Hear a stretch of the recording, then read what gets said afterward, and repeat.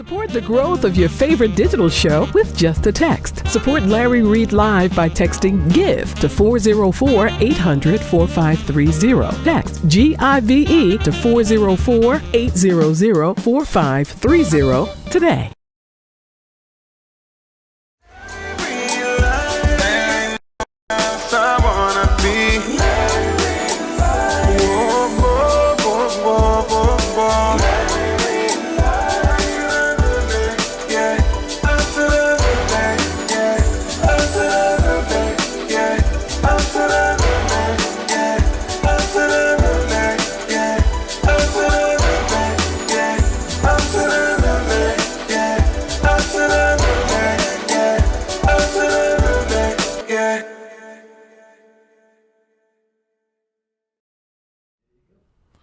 I know we're a little late. It's 7-something. It's supposed to be 7 p.m., but we are here. Welcome to Larry Reid Live. And look, I need you to tell everybody you know that we are on the air, and today we have a special guest, and this is an exclusive. Listen, there's nothing else I'm talking about today. I know it's Monday. I'm supposed to be talking about everything going on. You got the Notre Dame thing that got burnt down over there in Paris. I never got a chance to go see it. You heard about that? Yeah, I heard about it. And then Wendy Williams, she done told us that it's really alcoholism and that she really is divorcing Kevin and she moving out the sober house by the end of the week, going back home. I want to talk about debt. And then, Unwind with Tasha K interviewed a friend of the husband, kind of find out these two guys, they've been swords fighting. Ping, ping. But, we don't really know. That's alleged information. But I wasn't going to discuss all of those things, but instead we have the eldest son of Bishop, the late, great. Y'all know how I feel about Eddie Long. Now, I was only one of the only vloggers that was talking the way that I was talking. Y'all were killing me for talking the way I was talking. But we have his eldest son is here, Edward Long. Hello, and thank you so much for coming. Hey, I am here. Yeah, because you can easily say, no, I ain't coming to your national show, I ain't coming. But he came on anyway, and we're going to have an exclusive interview to find out about him. But this is what I want you guys to remember. We got some big things coming up this week. On tomorrow, I'm going to be doing a phone interview with J.D. Bush concerning what has happened with him and his wife, Victoria Bush. I'm going to post it here on this platform. Wednesday, I'm going to have the long-lost Clark sister for interview number 4. On Wednesday, so make sure you set your reminders and notifications. Lord, I forgot to text everybody. I'm so sorry. Jesus Christ. They about 2,000 folk I didn't even text. But let me see if I can do that while I'm sitting here doing this right through here. But enter during way. It's going to be a great week. And then what else I got to do? Sunday, the Stellar Awards come on. Right after the Stellar Awards, I'm going to be live. I'm going to review what happened behind the scenes and stuff I found out happened behind the scenes, the Stellar Awards. And then I'm going to be talking about who won what and also going over the fashions. I'm going to see if I can't get one of these gospel artists here in Atlanta to sit side of me so I don't have to take all the heat by myself because of what I'm going to say. But if I can't find that one of them do that, I'll sit here and do it by my darn self. Okay, so we got a whole lot of stuff coming up. Make sure you take a moment right now and share. And y'all give me a few minutes. Let me go ahead and text all of the people that I have not texted. In fact, while I am doing that, run that commercial. John P. Key is coming to the city. Now, John P. Key do a real good concert. You like his music? Man, John P. Key is a legend. Yeah, he a legend. That girl, there's an R&B, what's her name, that stole this song? What's her name? Queen Niger? You don't know her name? But she stole his music. That's how good of a, when folk copy and they say it's the highest form of flattery in order for somebody to copy your mess and do something with it. But anyway, y'all watch this video. I'm going to be texting the 2,000 folk. I forgot to text to tell them I'm live. And we're coming right back with an interview with Edward Long. ATL, get ready to show up as Shaw Temple AME Zion Music Ministry presents a special Mother's Day concert with Pastor John P. King. Featuring Travis Malloy. We serve a mighty God. We serve a holy and Kevin Lemons and Higher Calling. Special performances by the Shaw Temple AME Zion Church Mass Choir and Chosen.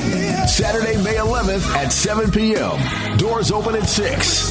Tickets are $25 in advance, $30 at the door. $50 VIP tickets can be purchased on Eventbrite. Hosted by Lillian Lloyd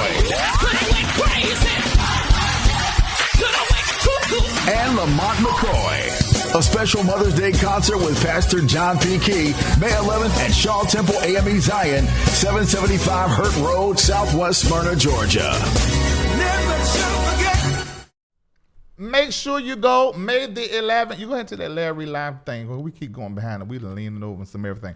May the 11th, make sure you go ahead and get your tickets. I'm going to post right now where you can go and get your tickets at Eventbrite. Go to eventbrite.com and get your tickets. I'm putting over there in YouTube right now. Y'all got it, so go ahead and click and go ahead and get your tickets before they go end up higher than what it is right now. And over there on Facebook. All right, so let's have the conversation. Now, some time ago, now this really have like shifted in Atlanta when it came to the changing of the guards at Newburgh. When your father died, first of all, your father was an icon here in the city, and actually his energy, his spirit, his work was felt all throughout I would say our nation, at least our nation. And so I remember when a whole lot of different things started happening, and people were having different conversations. I do want to talk about that. But before we get into that, I want to talk about you because I didn't even know you existed until like some years ago. And when I realized that I was with Bishop Jordan, Caleb Spurlock, and Bishop Jordan's wife. This is some months ago. And when I was sitting there, I said, the guy his name is Edward, like his dad. I said, the oldest son, I want to talk to him. I said, I want to find out his story. I mean, because nobody has taught since everything happened. And then at the time, I heard the rumors about a pastor being elected over there, but I didn't know anything about it. As time went along, I began to find out what was going on in pastors and all of that. But I was really intrigued about you and who you were. I mean, to have a great father like that, and then you'd be the eldest son. You are the eldest son, right? No, I'm not the eldest son. Oh, you're not? I'm the firstborn. Oh, okay. Yeah. I have an older brother who my dad adopted him at a very young age, and so there's 4 of us, but I'm the first biological. Whoa, hold on for a minute. See, this is why I love doing interviews, because you never know. You find out all kinds of stuff. Make sure you turn this mic up. Okay, so you're not the eldest because Eddie Long adopted a son. And so, but you're the firstborn.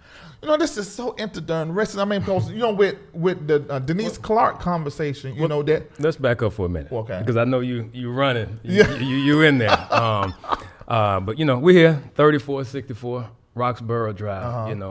Beautiful landscape. I love it. Unit 1208, right here in the ATL. I'm just enjoying the views and all that right now. Anytime I go into a discussion or a conversation, I think it's always important to just establish what's going on. You follow me? And also to establish some ground rules that we just really come into agreement on where we are. Okay. And I think that you're well aware, as I'm aware, that, there's been quite a lot of conversation, quite a lot of dialogue. You put up a lot of posts, you feel me? I responded to one of them. And all that kind of stuff. And so in that, I think in this forum, for us to be in agreement, to just decide on certain things concerning the conversation. Because I know you got your viewers. Hey, y'all, what's happening? Your listeners, et cetera. And, you got a very dynamic setup here and what have you. My dispositions, I really want to talk, and I want to talk about mission and purpose. You know what I'm saying? Because I think that you're identifying, what your goal is, what your target is, et cetera. And that those things are ongoing. You know what I'm saying? They're constantly, as we get exposed to more, as we have Holy Spirit visitations, as just a lot of things happen. I know that that's the experience that I have and many people have, especially with you being a minister. That for one, to be in agreement on certain things. One, as we're talking, I don't know where the conversation may go, but I think that we should agree that, and I know I just did, but I think that we should agree that, I won't interject on you if you're speaking on something, and vice versa. You follow me? I got this. Number 2 is there's some things I probably just won't talk about. You follow me? Because I have a platform, which you know about, radio show, 1. Which we'll be getting out of here and headed over there for our live show in a few moments. And so I share certain things in that space. And then certain things, it's like, you know what, that's dead. And we just move on. So what's dead to you? Or what the conversation topics are dead to you? Some things that are dead to me are things like concerning church. Specifically concerning new birth. When I say it's dead, it's like, if it's anything that's negative, it's like, man, that's already settled. Yeah, so at this point in life, it's about, no, go ahead. Oh, no, I can't answer no live. Hey, man, you're live, man. Take the call. Thousands of people. We take our we calls. We got air alone. we want to talk about everything. When people ask me various things, even about my father, it's one, he's transitioned. His spirit is living. But he's transitioned. So, there was an opportunity for people to reach out to him in love and have dialogue with him. I see they have his photo up now. Yeah. And great picture, by the way. Thanks. And so, there's a life that he lived. You feel me? And Pop was an open book. He was a very transparent person, things of that nature. And do you feel like you? No. We just agreed. I know, but I got a question. I'm gonna finish this thought, and then I want you to hold that. Okay. So as far as his life is concerned, he did his thing. He did it big. He did all those things. And if there's any questions concerning him, that time has gone on. And so we're looking forward. I look up to the hills. I don't have no questions concerning him. But my question is, Ben, do you ever feel like sometimes you're in a shadow? I think that anyone that's coming from a generational standpoint, you're in the shadow, which is a great thing because the shadow was a covering. You follow what I'm saying? Okay. And so what happens is that for anybody that's generational, we serve the God of Abraham, Isaac, and Jacob. You follow me? Which means that Jacob and Isaac were in shadows. Abraham was even in the shadow of his father, which he had to get away from, but that was at the instruction of the Lord. And so what happens is that oftentimes in the African American community, we are suffering from so much. We're suffering from abandonment. We're suffering from rejection. We're still dealing with slavery, whether we want to admit it or not. It's in that blood. It's just ingrained in us. And so for some reason, our mind just takes on this negative approach versus, understanding that, hey, these are some great things. If you got a father, to be in that shadow is awesome because that's an awesome shadow to stand in. And they're covering us until a set time to be birthed. You get that? I totally get that. Okay, so now you left a very successful career and began to help your father. I didn't know about any of that. Can you tell us about the kind of work that you were doing and now how it's connected to the work that you're doing right now? Because like you're getting back to where you were. I wouldn't even say successful. Okay. I would say that coming up, early identified what it was that I wanted to do in life. These mics that are in our face, these cameras, sound, audio, all these type of things I just took to.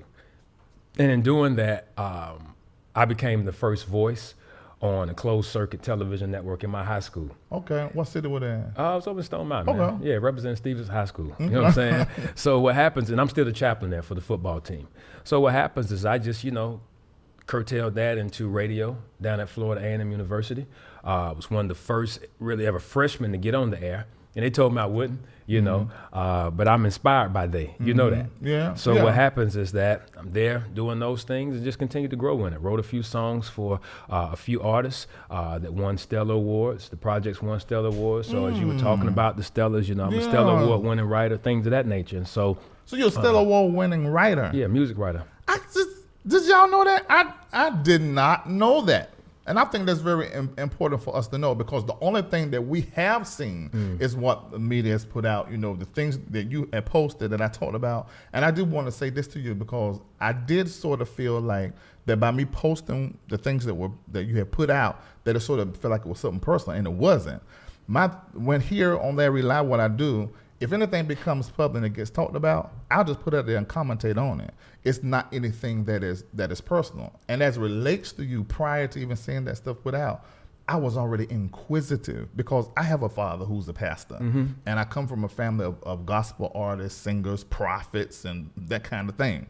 So I know what it is to come in a world that is like that. And so I'm just really interested, and sometimes when you are successful, you say it's not successful, but I think it's successful to be a Stellar Award winning writer, and then to come and sort of like begin to help and build, New Birth and build that legacy there. I think that is, that takes a lot to do that. I mean, it takes a whole lot to say, okay, I'm going to put this down over here, and then I'm going to come over here and pick this up, and then I'm going to work, and build. And you did that faithfully. I appreciate that. And I appreciate, I don't know if that was a apology. I'm not really sure how to position that. Yeah, I mean, you can take it as an apology. Yeah, because I want to be clear, because I felt like that you thought that it was something personal. I'm not on the bad one, though I don't hate Jamal Hasbrown. I actually love New Birth because it's what your daddy built, what you and your daddy built, and the team built. I didn't want that to get lost in my work, as far as in entertainment, and one of the things I only talk about what is public, and I don't care if I hate the person and don't like them. If I find out about it, I still don't touch that thing unless I know it is public. And so I just want you to know that, that if that added to what you were going through in that transition, because by video that was put up live and I played it here, and what I said was on video, I said, this has got to be a whole lot on this guy and probably your brothers and sisters too. And, so I didn't want to add to that. But I was just talking about it. And I show people in the comments a lot of times, they get really, and if you go in there reading comments, you jack that whole head up. So I don't even stay in the comments. So you can accept that as an apology because I did not want to add to that. I was just talking about what was public. Well, that's big. I definitely appreciate that. Okay, cool. And that's why I think it's important for us to talk about mission and purpose. You feel me? Because that's something that we really didn't give ourselves. That's something that came to us from the Father, you feel me? And, it's our job to seek that out and then to execute it. Okay. And I never really have been clear on what your real purpose is. You feel me? As far as with your show, I'll use your word in saying success. You're sharing with me as far as your followers, as far as your database and things of that nature, your audience and those who are with you. But I'm interested in knowing what you feel that your purpose or what your calling is. I don't know if you consider yourself to be a blogger, vlogger.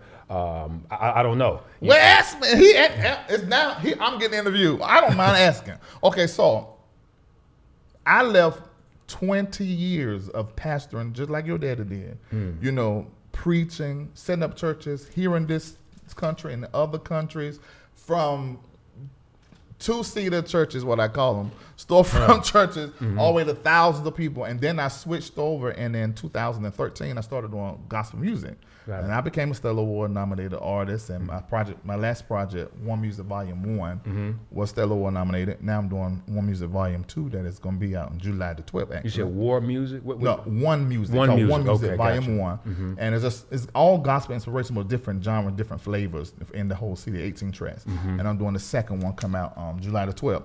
And so I just heard a divine call to go into entertainment. Now, I've always been crazy, always been funny.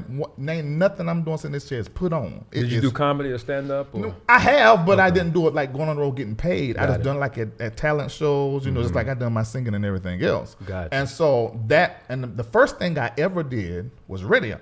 And I did it in my hometown in Goldsboro, 7:30 a.m.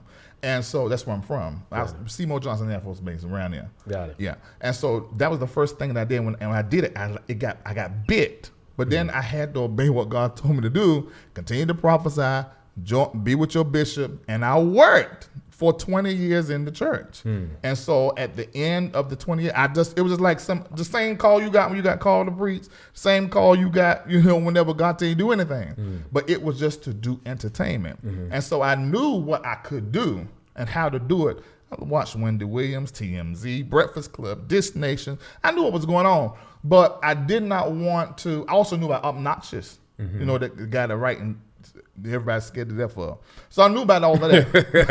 I don't know about scared, bro. Well, some of them preachers were scared to death. It's obnoxious. They want to have your name, But I did not. I just knew. Look, I love the church.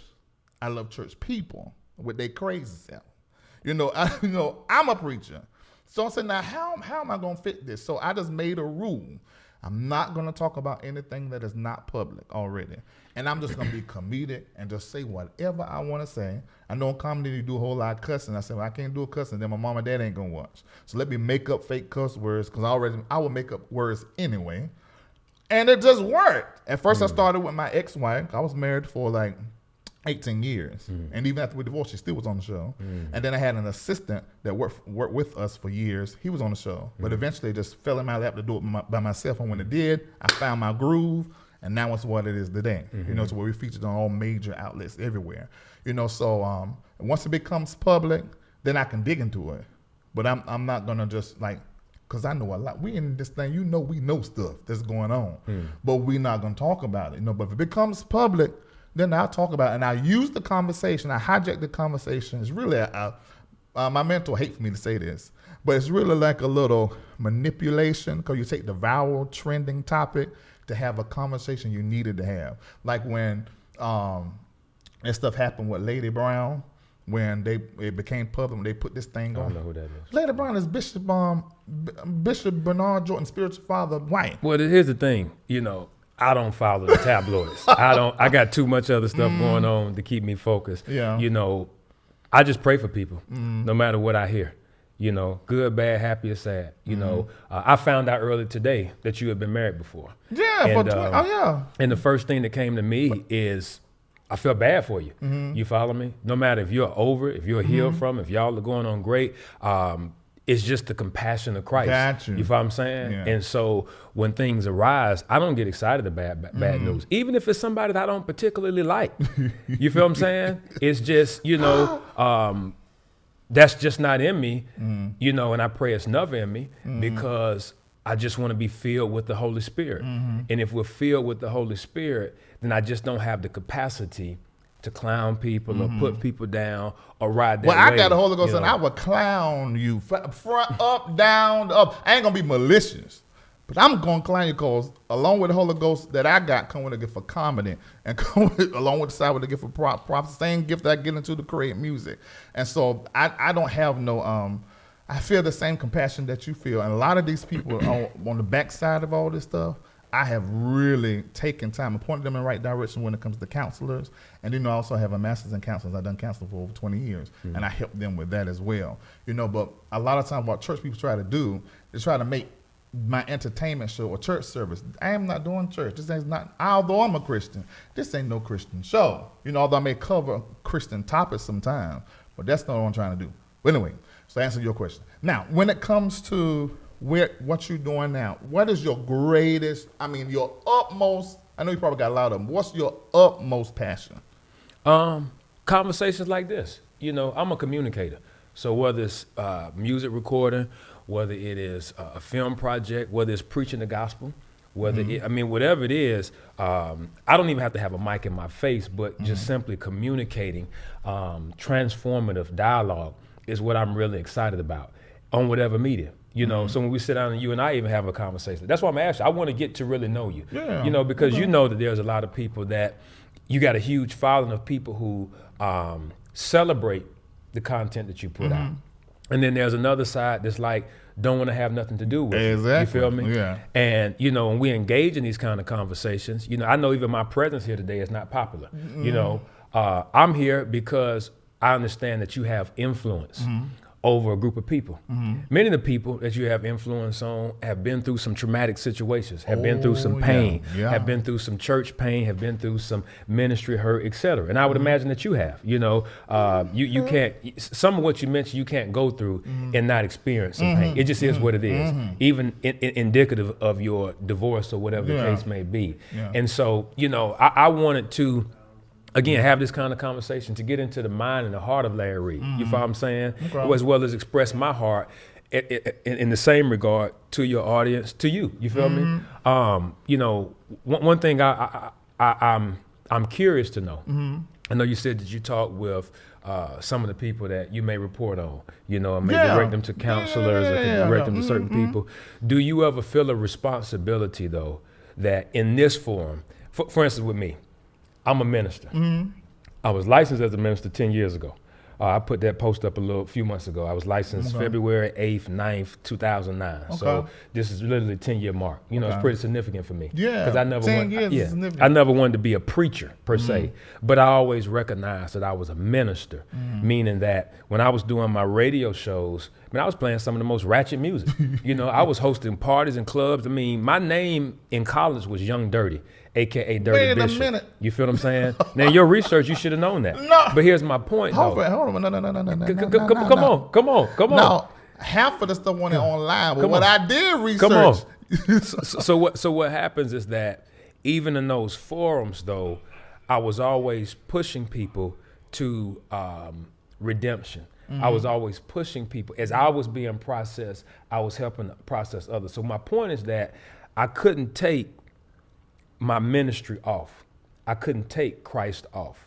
Even today, it doesn't matter if I go to a club. It doesn't matter if I go to a church. It doesn't matter if somebody pisses me off. Though my mama tell me it's better to be pissed off than pissed on. You know what I'm saying? I can't, when I really take it on, then that's just who I am. And so do you ever feel an obligation that if it's a certain pastor that's going through something, whether it's true or not, whether he did it or not, whether she did it or not, I talked about it, I brought attention to it, etc. But now let me help my listeners to grow, because like you said, you're a very astute brother. You're licensed in counseling. You know, you have a degree. You have this toolage, etc.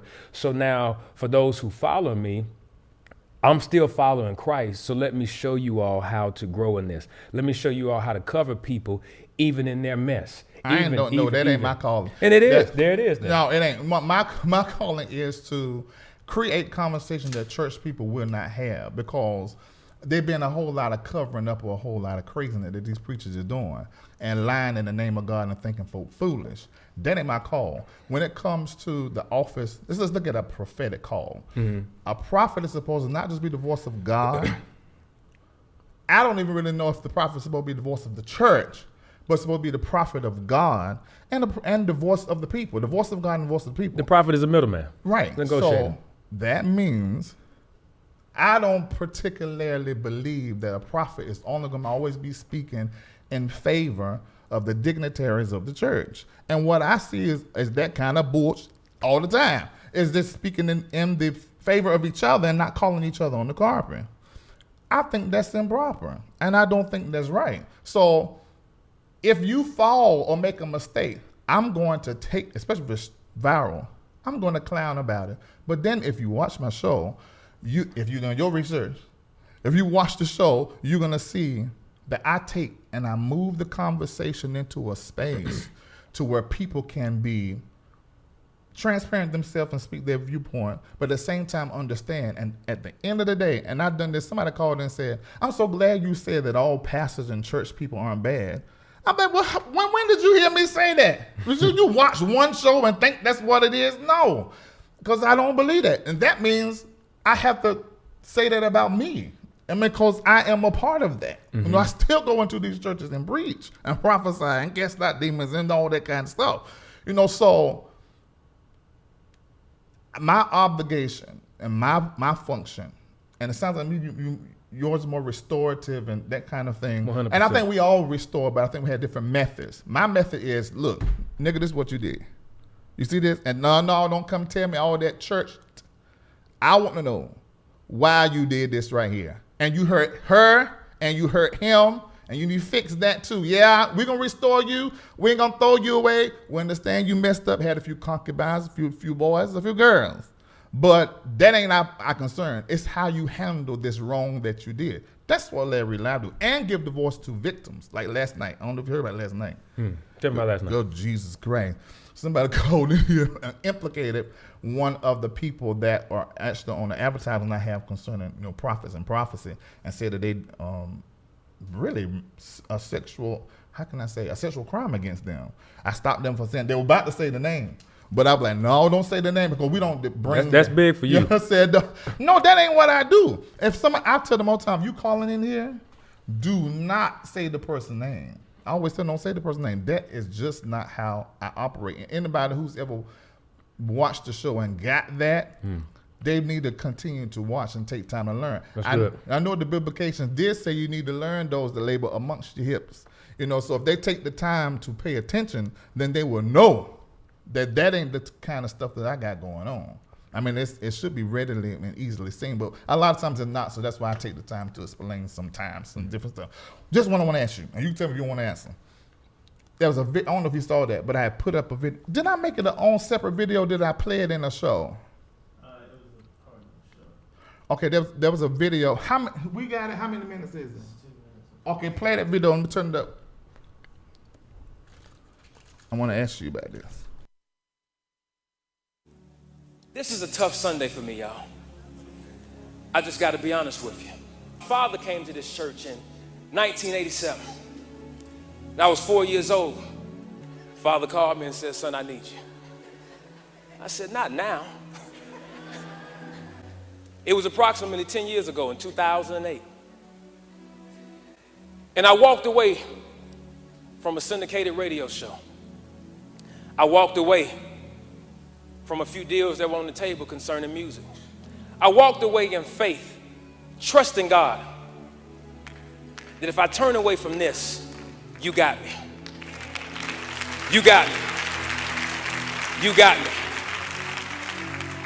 People have stopped me in the hallways, reached out to me on social media.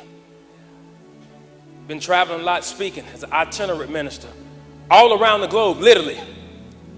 And people would share with me that they thought that I would have been named the successor. And that was heavy for a lot of people. I applied for the role, and I went through the process.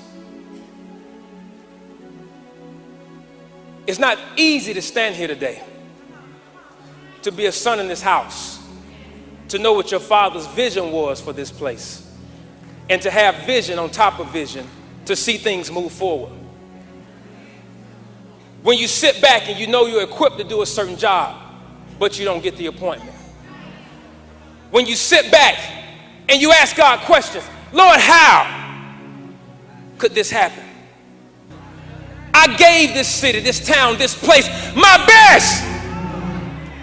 Yet, they still look for another.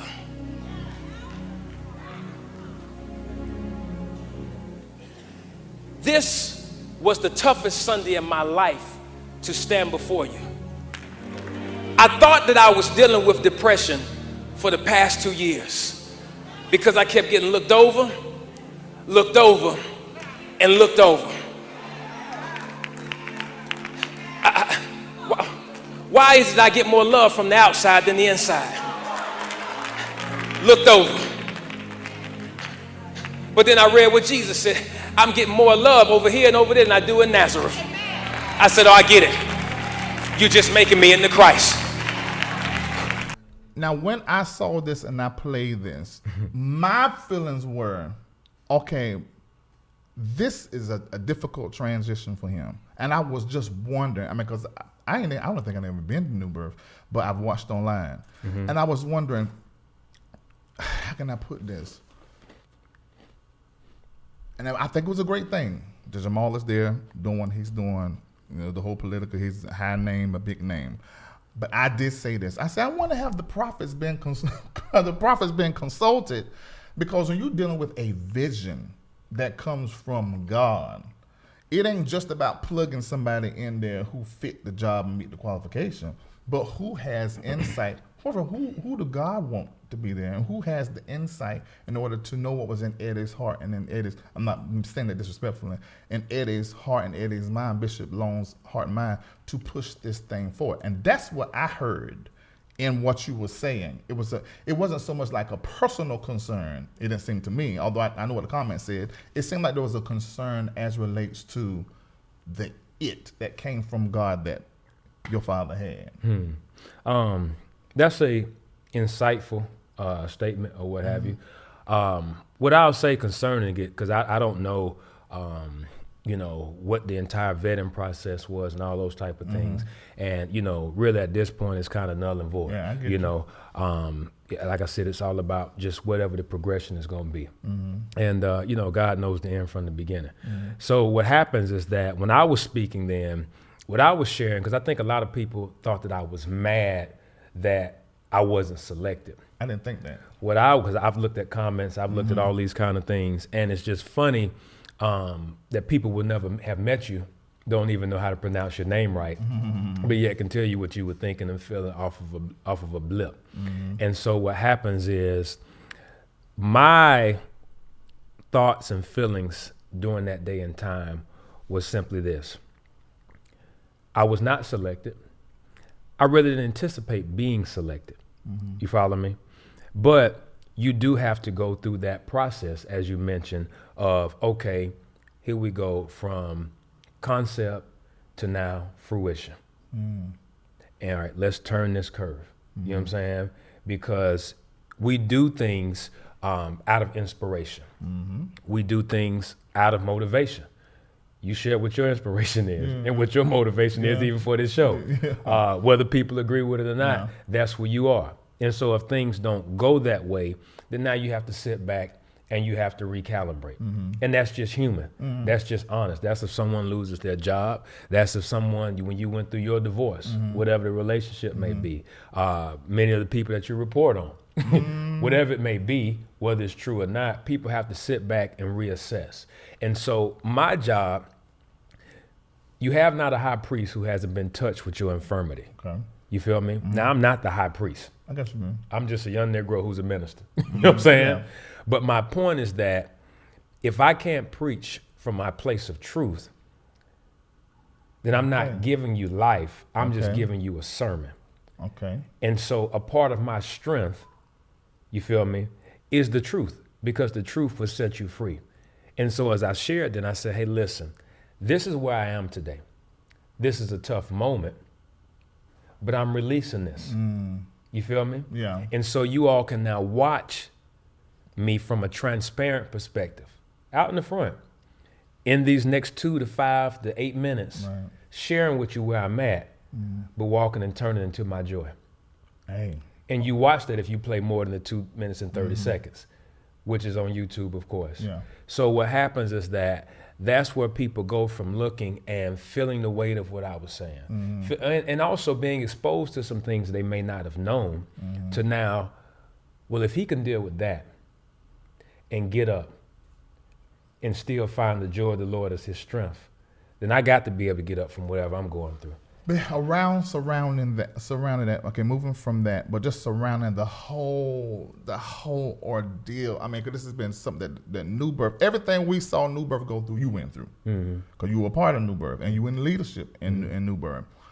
Were you ever wronged? And I know I'm not dogging the church, anybody. I just want to know how were you treated? I mean, from the time when your father went through what he went through, in between the switching of leadership, now they have a new leader, and now post. How has your treatment? Have you been wronged? Have you been done wrong? I mean, talk to me about that. So this is what I'll say.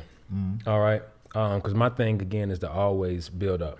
Okay. And as I share with you, whatever it is, I don't want to talk about it in this forum, I won't. And what I want to speak on, I will. I respect that. I think that the people of New Birth, the congregants, the visitors, the patrons, the matriarchs and patriarchs of the ministry, the founding body of the ministry, those who've been there through this and through that and all these kind of things. I think that they're the greatest people in the world, absolutely the greatest people in the world. They've supported me. They have supported my father. They have supported my family. They have supported us through things when you may have been reporting on something. You know, other bloggers or radio person, they have supported us when people who our family may have even supported more and turned their back on us. The people of New Birth, class is not a strong enough word. I got to go deep and find a synonym that's more potent.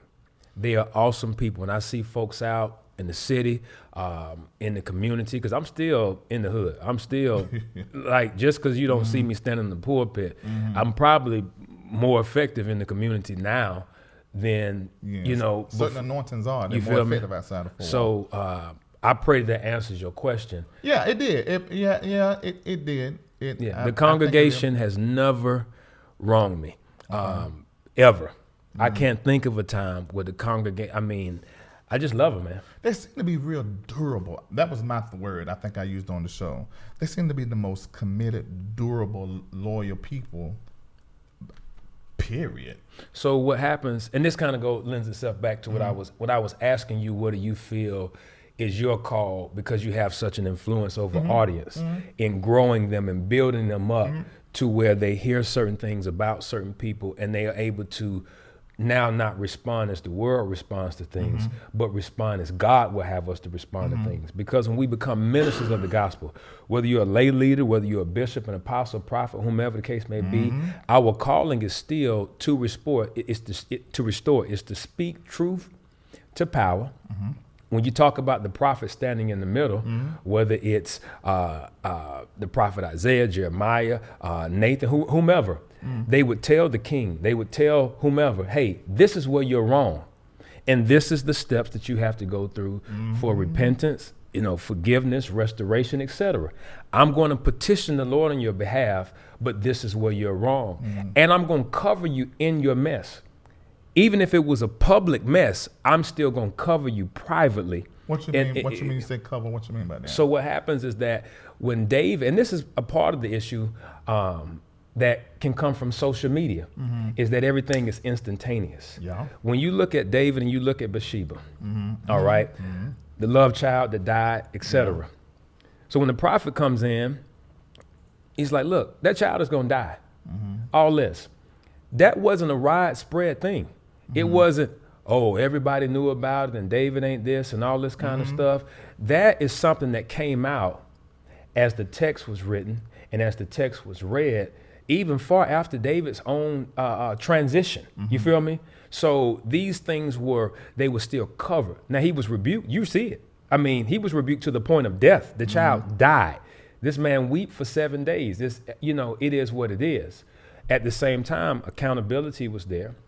David lost some things. He lost some soldiers. He lost some credibility for those that did in Rumorville here, et cetera. Yeah. And so I say all that to say that that's a call that we all have if we have accepted Christ in our heart. So I'm not talking to those who have not, because you haven't. But if you've accepted Christ in your heart, then no matter who it is and what they may have done, it is our job to still cover them. And so when you talk about the people of New Birth and them being durable and all that, that comes from a place of the word that they have gotten for years from my late father, that it's the unadulterated word of God, that now I know how to respond to life. I know how to respond to the events of life, to where if it's Larry Reid, if it's John Doe, if I hear this person is going through something, I'm going to respond with love. I think maybe that we want to end in the same place, because where I want to end, I wrote this book called Let the Church Say Change. I saw it on the screen. As opposed to Amen. And where I want to end, not just the church, but everybody, I want everybody to end up better. So to me that is this recovery, that is restoration. But sometimes I think my approach in getting there is we're going to have, and I've been like this all my life, even when it comes to me. When I divorced, you keep mentioning divorce. I think you went through a divorce before too, right? But my divorce was different. It was just a matter that we started as teenagers pastoring and doing ministry. That's big. And she wanted to go ahead and live her life. She's been the first lady since Jesus was a baby. So I'm like, okay, well, go ahead and live your life. And so, can I take the girls? Yeah. And then as time went along, and her personal discovery, she ended up getting married, and she married a female, and that was very public. We done a show about it. We put everything out there for everybody to learn along the journey. Then, now she's divorced from the female. Now I got my kids back. How many do you have? Well, I got 2. Gotcha. And now she's on her own personal journey. 'Cause I had them years to be single, because that was the first time me or her had ever been single in our entire life. We always been together. We got together when she was in 6th grade. So we hadn't even went through our own personal growing up. who knows what may end? You know, it would be nice, you know, but I ain't gonna push it. You know, we end up back together because we've been known to do that. You know, but Wow. you know, but Okay. but we're friends. She was just here the other week, stayed all week. You know, so we don't have the same story as far as divorce is concerned. We actually have always counseled people. You know, divorce sometimes is a pitfall for you to change the way you relate to each other and have a new relationship as opposed to it got to be ugly. Although I know sometimes it's ugly. So my approach when it comes to certain things is being very transparent, being very honest. I don't think everything need to be everybody's business. And every single topic I've ever done, I've always known more. I had to, because how am I going to sit here and commentate about, for instance, Baby Jakes? That's been his nickname. I give him on the show. I knew, had divorce mails, had interviewed the mistress. I knew everything, but I only discussed part. And I kept saying on the show, I hope he see this, because we got the same colleagues. I said, so I hope he see this and end up being more honest. Same thing with a few Atlanta different pastors. You know, I ain't gonna get you in trouble. You know, and I knew what had happened. I said, I hope you. Well, I can name Willie. Bishop William Murphy. I said, I hope you get in your pulpit, tell the folk the truth, and you start being a daddy to your child, because you talking about you a spiritual father, ain't no good father. I don't understand that. That's crazy to Larry. I can't wrap my mind around it. And eventually, at first, you know, he done the church thing, you know, touch not mine anointed, get in the pulpit thrown off of me. But then after that, from what I understand, it's alleged, Prophet Talhall went there and preached. Something happened. Tuesday night, he calls people together. Okay, Larry, they ain't lying. It's the truth. Give me a little time. I'm going to get this together and work all this. I'm still looking at my clock, because I talked to your baby mama, you ain't got some stuff right. But that's my approach. I want the good thing in the end for everybody. But I just I am not gonna be pussyfooting around and talking calm and Jesus. I'm using the word cover. I think I understand what you mean. But some folk, when they use cover, it sound like cover a whole lot of men. Not a cover up. Right, that's what it sounds like. What some preachers say. But a cover. So here's what I'm saying. You feel me? Because I heard you say that this is how you've always been, who you continue to be. So if I took that approach, then I wouldn't be sitting right here. If I took that approach, then the comments that I saw you put up about me, we would be fighting. It just is what it is. You feel what I'm saying? Because that's who I was, and that's who my crew was. You feel what I'm saying? But what happens is that we grow. That's why we talk about be ye transformed. And so the more Christ I get into me, as long as you don't touch me, then we can have a good time. We can talk. We can do all of that. You feel what I'm saying? Okay. Because it's just words, because I grew to that standpoint through conviction, through revelation, etc. Because again, I take my faith seriously. Right. You know what I'm saying? Let me ask you this. What was it I said? Now we agreed not to interject. So no, you lay rules on my show. Come on now. And you agreed. So what happens is that when I'm talking about covering, the word says if you have an art with a brother, that don't even just necessarily mean, well, Larry did something to me. You know what I'm saying? Art, by definition, it's a broad definition. You feel what I'm saying? So if I heard that minister or prophetess such and such did such and such, and I took offense to it, she don't even know me. Yeah. But she did something in her personal life that became public, and now I feel a certain way about it. According to the word, I'm supposed to go to her. I'm not supposed to blast her. I'm supposed to go to her and say, hey, this is what's going on. This is what I've heard. Can you speak about that? Now I have to remember that I'm not priority in his or her life. What I am is just a guy. I'm a guy that's inquiring about something that I've heard. So now the challenge is, what heart set am I going in? Am I going to exploit you, or am I going to help you through this process? Step 2, it says, if they don't receive you, then go get an elder, someone well respected in the faith community. So now let me go get someone. Maybe they're overseer, maybe they're whatever. If they don't want to hear that person, then I got 2 choices right now. I can go and blast them, but I don't see in the word where it says to do that. Or it says I can shake the dust off my feet about it. Because the God I know says that vengeance is mine. The God I know says that he chastens after those that he loves. So if God loves you like he said he would, he gonna deal with you anyway. So it's only my job to love on you, not to cover it up. So if I got wind of something, say somebody said that such and such did this, that, and the third, it's like, well, I'm not gonna lie. Oh yeah, they didn't do that, especially if I know that they did or whatever the case may be. What happens is that, well, but what are we gonna do about that? Yeah, I did what you said I did. but I'm not who you said I am. Why? Because somebody walked me into transformation. Somebody helped me to grow. Somebody helped me to be better than what I was today. And so that's the disposition I take. And I hear where you're coming from. And so it's not my job to try to force you to be any way than where you are. But I came into this space because I wanted to understand you. Because a lot of people have said things about you, a lot of which is true, the same as you report on others. The difference is that— Like what? I want to know what's true. Oh, you know what's true. You researched. I want to know what's true. People have wondered if you're gay. People That have ain't wondered, you know, why do you do some of the things that you do? Now you you know, know that better now. if you slept with certain ministers, X, Y, and Z, and to the same degree, I don't try to entertain none of it. That's why when you ask me certain things about certain people, it's like, here's the thing: when you figure out what your purpose is, and when you get excited and on fire about it, when you start really flowing, like you said, you hit your rhythm after your former spouse and this person went apart. You find when you get into that pocket, I don't have time to be concerned. You know, I was a big sports fanatic. I can't even tell you who playing right now. And anybody who know me, oh man, he would be at the games. He would be, you know, got the jerseys on and not throw it. I know where I'm at now. And I don't have time for this and that and the third. I got time to trust God.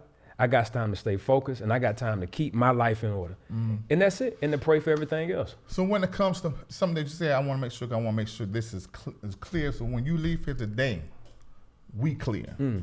Now, you said you wouldn't have came into this space, because when I said I was the same person, meaning when the Bible talks about when man come to Christ, he became a new creature, old things passed away. You don't lose your personality. You don't lose who you are. And they parts of your personality is tied to your purpose that God put there. When your mama meet your daddy, he into all of that kind of. So when I say I'm still a man. Yeah. So when I say I've always been that way. I'm talking about when it comes to addressing and talking about what needs to be discussed. That's what I mean. Now the stuff that won't no good for humanity and for church, that stuff is gone. Right? It is burnt up. But you said if you had been the same person, you would not been sitting here because we would have been fighting. You were mad. Did you feel like? Okay, well, I think what was that post that I put up, Nancy? I remember you put up one about profanity and cursing. Yeah, that's the one I. Yeah, but let me tell you what I said. This is the one that says the first in the church have become. No, it ain't that one.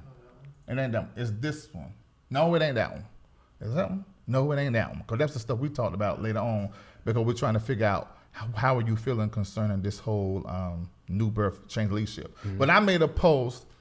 Someone sent to me because there's no way. Everybody watching me, there's no way possible that I could stay on top of everything. It is literally the co-host of this show that helped me do you that. Have made a culture of people sending you stuff. And a lot of times they send me stuff. I'm like, look, you got to run. Somebody tried to send me something on John P. Key. And I said, what they were saying, I ain't gonna say what they were saying. I said, where is this at online? I ain't never seen this. It says not online. You'll be breaking the story. I gave them a list of people that they need to take that to. I said, Larry, don't do that. And they came back saying, no amount of money will make you do this. I said, no amount of money will make me do that. That ain't what I do. And I don't have no reason to do it. And that stuff will come back on you. So I'm not putting that out there for that thing to come back in. So the post that I made was, how will you guys feel? And you just happen to be, like I said, it's the art of, and Bishop Jordan hate for me to say this, of manipulation, because it was being sent to me so much that I knew people were talking about it. And I saw it posted as well. And it was on your Insta story. So I said, I'm going to use this conversation to have a conversation about cussing. Because on my show, like my former co-host will cuss. And I'm like, y'all quit cussing. And so I didn't want to do cussing on the show. So it was a great topic. A lot of people feel like if you say you can't cuss, you can't listen to secular music. So I really used your post to have that conversation. And most of the time, even the stuff with Baby James and the other pastors, I used all of those conversations talking about how women were used in the church. Also, the preachers that won't take care of their babies, William Murphy, I used that to do a whole series on fatherlessness. So that is how I work, because I know that everything I do, it's ministry. At the end of the road, I want to get you to be a better person. And so I wanted to have the conversation about cursing. So it wasn't personal. And I do know because I'm in the spotlight, and while I'm sitting up here every week, somebody's in there saying all the stuff you said that you heard. They saying that and 10 times worse. You know, that I've molested children, molested boys, you know, stole from this church, that all different kind of stuff. So, but I just happen to like that stuff, and it really don't bother me, and all them analytics and clicks that help my money. And so I really wanted to have the conversation about cussing. And I also wanted to know how do people feel about their pastors cussing. Because see, online, we now have a whole new fleet of pastors who cuss. We got the cussing pastor has a full blasted church. 10 years ago, 20 years ago, that would not be. But it's a different world. So I wanted to have the conversation. So it was not personal. But I do know, being in this position, like I was just saying, I got off, is that it don't feel good. I mean, because it's you. And that could, and when people do videos and vlogs, they plenty out there on me. If I hadn't in the beginning, it didn't feel good to me, and I would clap back, and I would get them things. I clap back in them comments quick, you know. But now I'm like, you know, it's the reward of being popular, and because you're Edward Long. I mean, sometimes you still call Bishop Eddie Long's son, and you probably will for a long time, but because you're popular, you just happen to be the it. And I used you to have a conversation about cussing. Well, I want to say a few things. One, send me a check. All right, that's number one. I'm getting a little piece of something before you leave. Yeah, so that's just it, and it need to have at least 4 digits on the left side of the zero. Wait, all right. Wait. So that's it right there. Number two, I'm gonna come back to my number two. Number three. I would ask that in this space while we're talking, that we just leave people's names out of it. Okay. Because they're not here to speak on whatever it may be. And, you know, some information you may be sharing is totally new to me, and I just don't even know. You don't know? Because it does nothing. And I would say the same concerning you. I can do that. I can do that. Appreciate it, sir. While you sitting here, and I don't want to mess up. I don't know who you know. Appreciate it, sir. Then the next thing, I can only go back to the text of what I'm saying. You know, when we hear certain things, you know, to seek out a matter for me is to go to the person. And if I can't reach the person, I'm an incredibly patient person. So I just wait. And most of the time it ain't got nothing to do with me no way. You know what I'm saying? And so I just use prayer as the way I speak to them. I send prayers on their behalf, and not just them. You mentioned about victims, you mentioned about people who are affected. I call it collateral damage, the collateral fallout. So I'm praying for everybody in the situation. You feel me? Because at the end of the day, everybody is affected. And that's just who I am. When I put up the post on my story, that would have been good conversation for us had you talked to me. So when I put up a video on my YouTube page, I wasn't mad. I was out the country. It was New Year's. I was having a good time. Yeah, I was in the Dominican Republic for New Year's, you know, having a great time, you know, two-stepping that thing out, you know, all of that. So when I saw it, I was tickled by it. And I said, well, thanks, Larry. Thanks for expanding my reach to a people that I can now minister to that have gone through certain things and are here for the tea, and I guess that's the term they use, and all that kind of stuff. You know what I'm saying? Coffee. For the gospel, all that kind of stuff. And so what happens is that when I put up the video, number one, I take any opportunity to learn. I take any opportunity for humility. And I take any opportunity to also teach. Okay. You follow me? So what happened is that I identified. Let's say them three again. That's interesting. Say it again. To learn, humility, and to teach. That's I think that's the ongoing process of life. That's very interesting. So what happens is that the post that I put up was not my post. And I think the way that you positioned it, you cropped out the name of the person because I had reposted and their name was still in it. I didn't even know that. I thought it was yours. So when I saw it. That's how I got it. So it was on my story because I saw what somebody had put and I felt the same way. The thing about it, I caught the spirit of what they were saying before I read the whole post. She was putting down one airline because of her experience with it. Okay. And I had just been talking with someone about why I don't even like to fly that airline. So when I saw, I can't stand airline such and such, you know what I'm saying? I'm like, oh yeah, I get it. Reposting it. So when I went back to look at it, after seeing your post. Then I saw the profanity, not curse words, but profanity that she used. See that. I like that too. You feel me? And so that's when I looked, I said, well, okay, Larry didn't reach out to me. We got mutual folks, etc. So I'm going to use the same medium in which he spoke about me to respond concerning that while I'm tickled.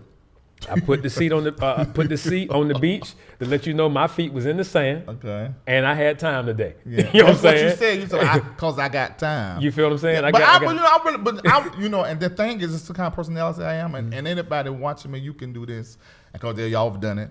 You know, because I want to talk about what is public, and see, that's what I was thinking. I said, well, I hope he's not upset because it was public.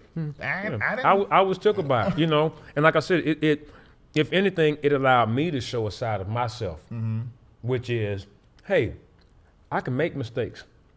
I'm excited about the mistakes I make because it ain't nothing but a bounce back. You feel me? Right. And to teach on the difference between cursing and profanity, which is what I did. Because God was the first one to curse. He cursed man. Okay. But God wasn't profane. And so the word tells us to wash our mouths of profanity, which is the its, the f's, the b's, all that kind of stuff. But you may have to speak a curse. You may have to speak a curse while having to speak a blessing. Depends on what the situation may be. And so to educate in that regard. Gotcha. Okay, so I know you got to go, but I'm going to ask you this. And I don't know, are you open to taking calls? Sure. We'll take one call now. Yeah, I got about 3 minutes. Ooh. All right. Oh, how am I going to do this? I'm probably going to have to see him out, go to commercial, and then come back and take calls. I can do that. But I'm gonna need your CashApp though. Because always anybody come here, although even if I don't ask them, I just do that because it's just nice. Just how they just raise okay. me. Listen, get you something to eat, get a mouthful or something. But anyway, I wanted to know, and this is and you don't have to answer. I never believed what the media wanted us to believe about your father. I didn't believe it. I went in Atlantic Station with a camera with my former assistant and asked people, you know, what you think, and try and get people they see anything from my standpoint. And I know folk gonna kill me for it because can I get ahead of you? What? Can I interject? We are going to have that discussion. Okay. So just set your clocks and be patient. Wait, man, you gotta make sure you tell me when I don't want to miss. I want to see it live. You gonna do it live on radio or something? I can't release the forum, but we will. I already know where you're going exclusive and all of that. We just got an exclusive because I think it matters more coming from blood than it does coming from the media. And I'm gonna say this. I know y'all just, you know, because I was molested and then I was laid on rape. This happened in the church community in the world. It wasn't just me. It was a group of us out of our family. It was a terrible thing that was happening in the country. There's so many. That needs to be a book I do, really. But anyway, and then in the church, I seen so much stuff. And I know how when someone is the father that nobody never had, you know, and helping young guys, and I understand what happens in the psyche to the guys that have been helped. And I know how sometimes these lines can get crossed and things get tied up. And then the next thing you know, even not just with guys, with women too, because it happened to me as a pastor. The next thing you know, then, pastor, I love you, you know, and all this different kind of stuff. You know, so for me, it was never cut and dry. Because I'm like, I done seen that this happen to one of my spiritual fathers. I seen this happen to a guy I know. Y'all got to check more into it. And so I want to have, when you have that conversation, then it's going to throw me in to have a conversation because I want to have that conversation. And I'm looking forward to finding out what you think and all of what you say you're going to do and things. That's going to be interesting because I think it's something that it would be nice to get it on this show. But I guess he's going to do it for his show. You know, I think we done giving you a lot today. So, I'm glad you came, and I'm glad you shared with us. And you guys, tell us how to follow you, how to get in contact with you, anything you got going on, so that those that are watching that want to be connected to what you do, that they can do. Get that well, to us. I mean, I didn't come today to have self-promotion or what have you. So, I mean, you can just search my name, you know, and all of those things will come up. I really came because I wanted to have a heart to heart with you. Literally, Okay. I didn't. This ain't an exploitation of a platform and all that kind of stuff. That's not. You know what I'm saying? I wanted to have this heart to heart. So I appreciate the apology that you shared with me. I appreciate. I think you. We're very candid, you know, and sometimes we just agree to agree and we agree to disagree, and it is what it is. I have a request of you. Okay, well, I'm listening. You extended an apology to me, and I've heard where you come from. I heard your disposition according to certain things or what have you, and that's where you are. I think that a lot of what you have posted has affected a lot of other people in their households in a very negative way that's caused more friction than healing, and some things still have not come back around, and it's not for me to judge whether that was your intention or not. You shared what your intention was concerning me, and those things didn't send me in the whirlwind. I embraced it to have a greater conversation. But are you willing to share with some of the ministers, some of the preachers, some of the prophets, some of people who have fallen, is alleged to have fallen, or have not even fallen, and people just talking, that you have spoken about, that I think that would do a lot for them to offer that to them? Well, y'all call me and we'll discuss it. I ain't about getting no blanket apologies to these niggas. And I'm not. Some of these niggas are whores and ain't no good. They charlatans. They in the pulpit and they just got caught. And this thing, Edward, I don't talk about it unless it's public. And this is another thing that I didn't say earlier. I don't talk about nothing until I got court documents, emails, videos, pictures. I come up here and say alleged and won't even show it. There been like 3 times I had to show because folk were just on me saying, I'm lying. You know, and I get a little piece. But I don't even operate like that because I know the power of my mouth and my platform. I'm not going to talk about something, even if it's public. I'm not going to talk about it without having some concrete. Like the other day, this girl, husband done some this, that, and the other. Before I done an interview and aired it, I got the police documents. I had to see the CashApp. I had to see all of that before I talked about other preachers. I ain't saying their name only because you asked me not to. I don't want to miss nothing you got going on. But I saw with my own eyeballs. And when I said, are you for real, man? And you a preacher? And how you gonna do these chicks like that? And so that was my thing. And I would never, ever, they know my intention. I say it all the time when I'm doing the show, but I guess folks get caught up in the fun and whatever, but I say it all the time. But those people, like one in the Bama, she hit me up, she got upset. Did you have no, some everybody, you know, because of what I've said.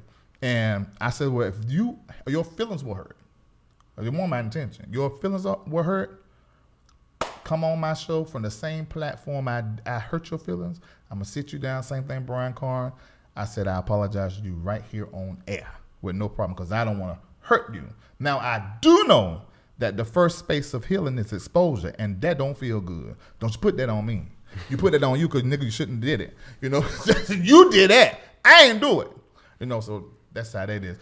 Edward Long, thank you so very much. I think I am Edward Long on IG, ain't it? It is. I am Edward Long on IG, and I think he posts everything he have going on there. So if you go there, you'll find out his radio show, when he preaching, when they're doing a seminar, and anything else he done. Let me ask you, why did you call out my whole location? Although I'm not going to be here much longer, but why you call out my whole location? Man, that's just my routine. When I step into an interview, I'm shouting out. We're going to cut that out because I don't want, well, it don't matter nowhere. This is like Fort Knox. You just can't get in here. But you come if you want to, if you bulletproof. Hey, listen, if you're watching right now, just want to say to you, thanks for tuning in. I hope that something was shared that impacted your life. I pray that your best days are ahead of you and that you continue to grow. Grow in Christ, man. Grow in yourself and continue to become the better you. All right. Thank you all for listening to me tonight. Thank you all for hearing me out. Larry, thank you for this. I think it was a healthy discussion. If you're saying talking to 3,000 people, I mean, that's live, and who knows how many tens of thousands more that are going to hear everything you say. I like them 3 things you said. Every situation, you look for the lesson, you look for the humility in it, and what other thing? And an opportunity to teach. An opportunity to teach. I think that's worthy to take in. Y'all must see him out, going to commercial, put the phone number up. Go ahead, you call in here and you give whatever you want to say.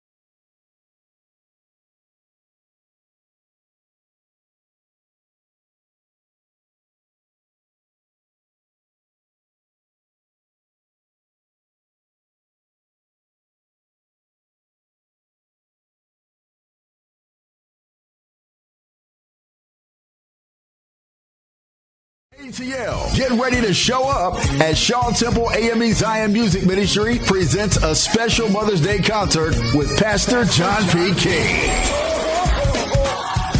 Featuring Travis Malloy. We serve a mighty God. We serve a holy And Kevin Lemons and Higher Calling. Special performances by the Shaw Temple AME Zion Church Mass Choir and Chosen. Saturday, May 11th at 7 p.m. Doors open at 6.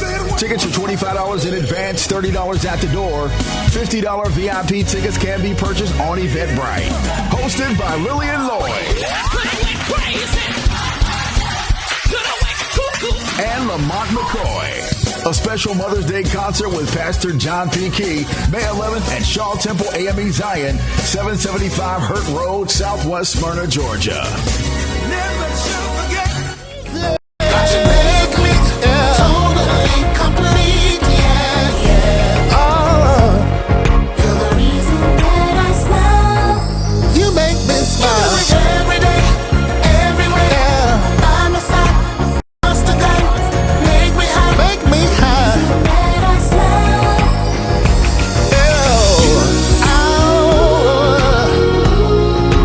Make me smile. You make me smile. And what you do makes me. Are you in need of direction for a decision you have to make? Maybe you're curious about the future. If that's you, the founders of Zoe Ministries and the Company of Prophets are offering you free prophecy. Call 888-831-0434. Don't wait. Call 888-831-0434. Do it today.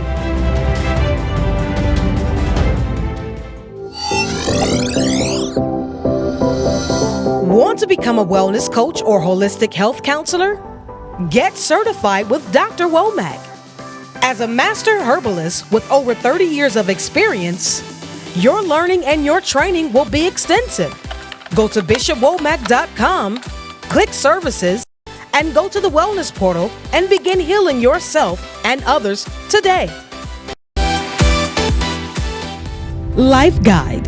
This service provides divine direction and insight for your life and future.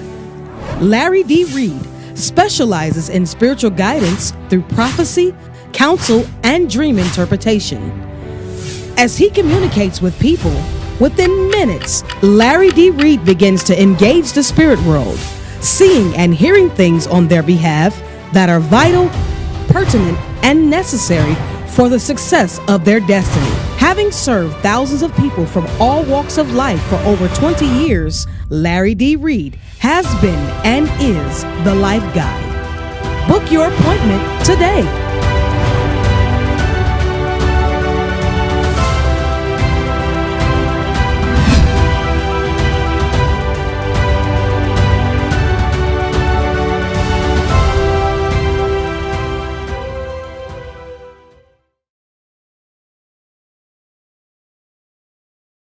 Over. Test the 1, 2, 3. I didn't even realize wherever leaving, I got a chair that is sitting right here open. I ain't even doing it. Don't even look like LarryReid, but that's all right. You just gotta imagine somebody sitting right there. Okay, so this is what we're gonna do. We're gonna have the confidences. I gotta move this chair because my nerves can't take it. All right, so it's time for the co-host to call in and talk to me and let me know what you think about tonight's show and the topics that we had discussed. Okay, Nancy, you setting that thing up, Nancy? Thank you so much. And look, you, yeah, that's a good way. You got, let's make them bigger sitting right there. I'm sitting low. I'm so used to sitting high in my director's chair. All right. What did y'all think of that? What you think, Nancy? What'd you say? We're about to open up these lines. Let's go. Come on, Nancy. Caller in 3610. What's your name? Where you calling from?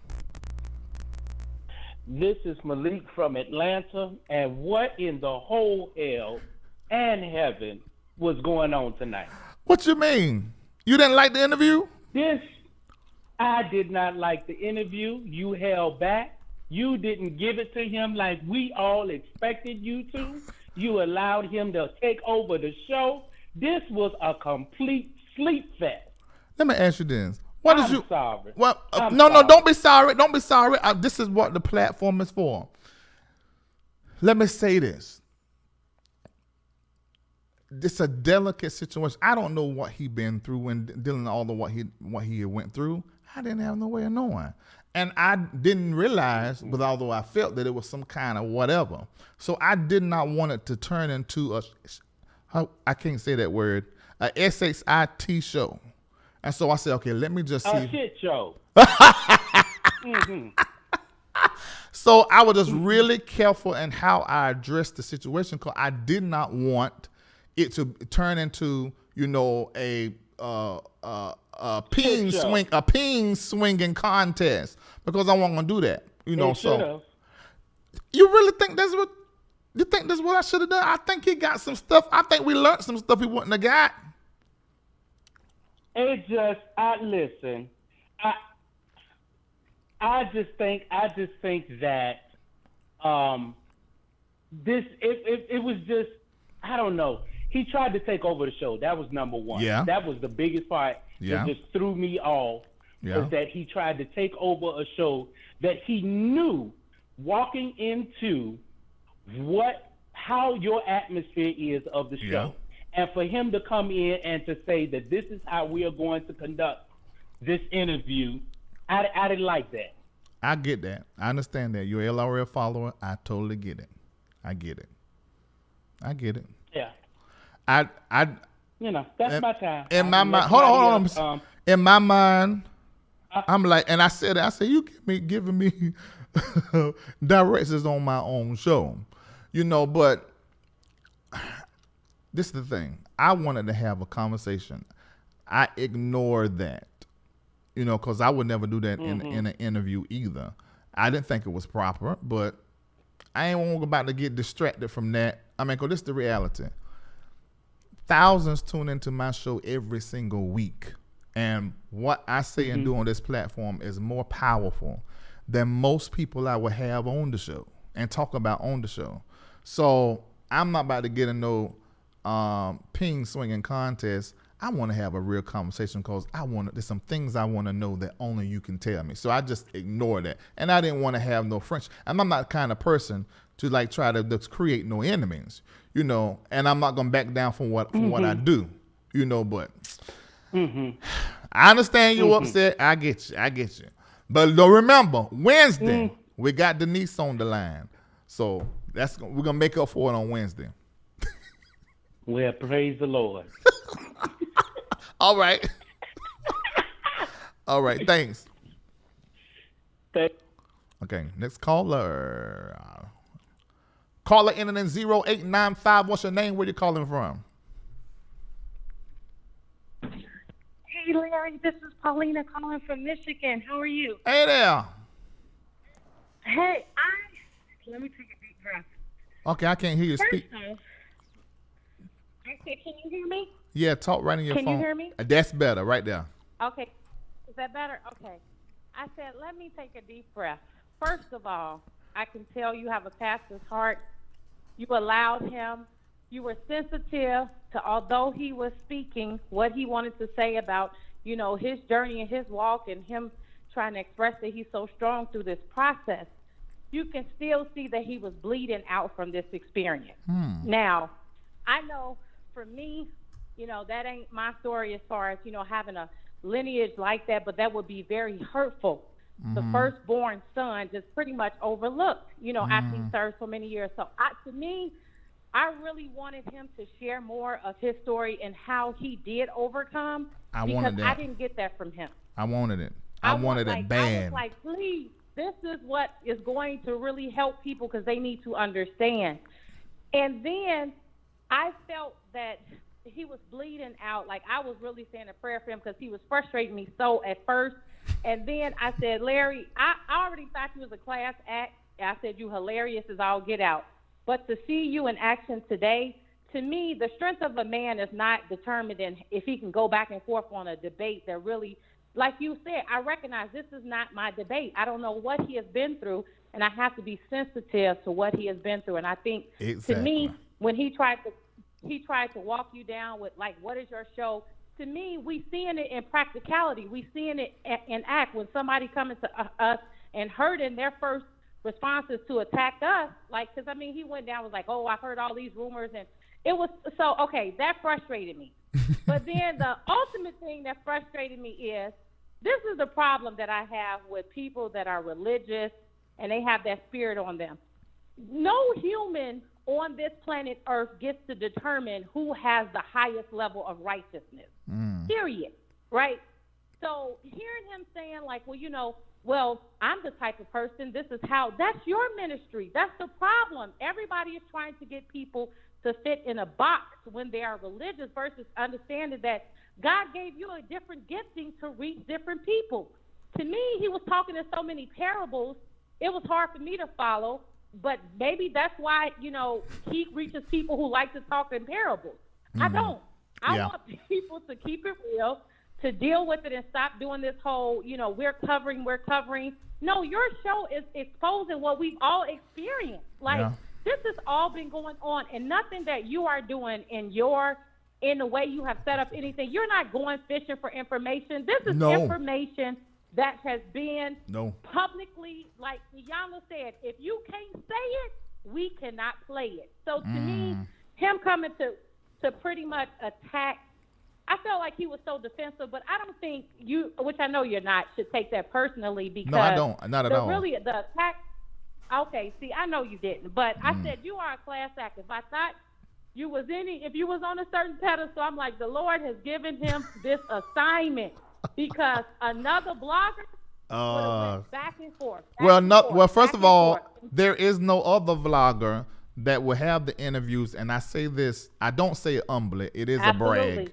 There's no other vlogger that these church people will pay any attention to. The reason why they pay attention to me and now secular outlets is because I do what I do very well. And I'm educated.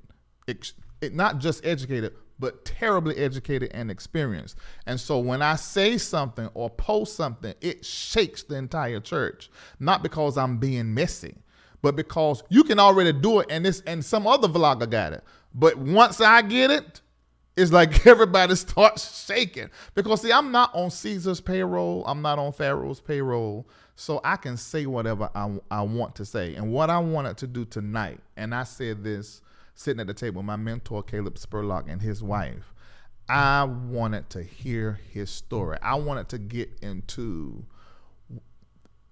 how you feel. And men, it's difficult. I shouldn't expect to do it in an hour. But you got to get through the ego. You got to be able to be vulnerable and not feel like you've been attacked. You know, so I done the best I could with it, and hopefully I think we still got some good things out of it. Thank you so much for calling in. You are welcome. Have a good evening. You too. All right. Caller ending in 9076. What's your name? Where you calling from?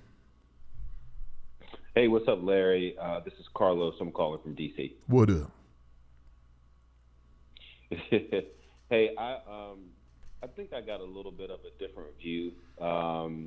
You know, I will say I missed the first 15 minutes of the interview, so whatever he said then I missed. Okay. And I do agree that, you know, some of the things he said came off like he was a little bit full of himself at times, and so I get that. But I will say I was watching the comments in the chat, and it was like everything was, get him out of here. What is he talking about? He big mad. And I don't really know a whole lot about his story other than the fact that he's Bishop Eddie Long's son. He didn't get hired to be pastor. But the conversation that I saw tonight was basically a mature conversation. And it's kind of like you tuned in at the end. As time went along, everything got better. You know, so that's probably what you got, what you heard. Okay. And what you said about the only thing you knew was Bishop Eddie Long's son. See, that's the thing I wanted to fix that. I want to find out about him, and I just wasn't able to get to that. not this time, no way. Yeah, but I will say, Larry, I think that, the other comment that was really, really common in the chat was, we want the tea. And again, you're right. Maybe I missed something important that happened in the beginning, but it's like, and I'm a fan of your show. I know what you do, and I think the exposing has a place, particularly in the Black church, where a lot of people like to pretend. I totally get that. But at the same time, there's a fine line between that and people not being willing to tolerate a mature conversation, or at least a part of it. I was like, people were going off because he was actually referencing the Bible. Like, really? Like, we can't have an adult conversation. And I think you describe what you do as ministry, right, Larry? So to me, like, if you're going to have a conversation, the brother can't bring up a scripture. That's the problem. Yeah, he can bring. I mean, I don't get lost in comments, because the consciousness of the masses is much lower than the consciousness of the core, and so I don't even get caught up in that. And some people, that's part of what people are tired of hearing people talk and using scripture, and he can use scripture, but people, especially LRL followers, we know that Bible. I have degrees in it. I pastored for 20 years. I probably know more ministry than most people I talk about on the show. We don't even tell us about the scripture. Just have a regular conversation. So that's probably where that came from. I do agree with you that sometimes in the comments the people can be a little extra, but hey, that's the world that we live in, and I'm not gonna censor them. That's why I told them moderators on YouTube, be a little light over there, because I want people to have a atmosphere and a platform where they can say whatever they want to say, even if it's about me. Thank you so much for calling in, man. Thank you. All right, next one. Caller ended in 3994. What's your name? Where you calling from? Hey, Larry, this is Angelique. I'm calling from Houston, Texas. Hey there. I had surgery on my voice, so I don't want to read in the comments that I sound hoarse. Yes, I am hoarse because I had surgery. Okay, first of all, I just want to go ahead and say that Baby Long, Edward Long, he wanted the audience to perceive that he was so spiritual and deep and philosophical, like he was Jesus' twin. We know the Bible. We didn't need him to deflect every question that he asked back to the Bible. As a matter of fact, he came so defensive and pointing fingers that it was like no one wanted to tune in to him. First of all, I was offended. I don't know if you were, but I was offended by him referring to your divorce on numerous occasions. Then he questioned your sexuality. That was a really low blow.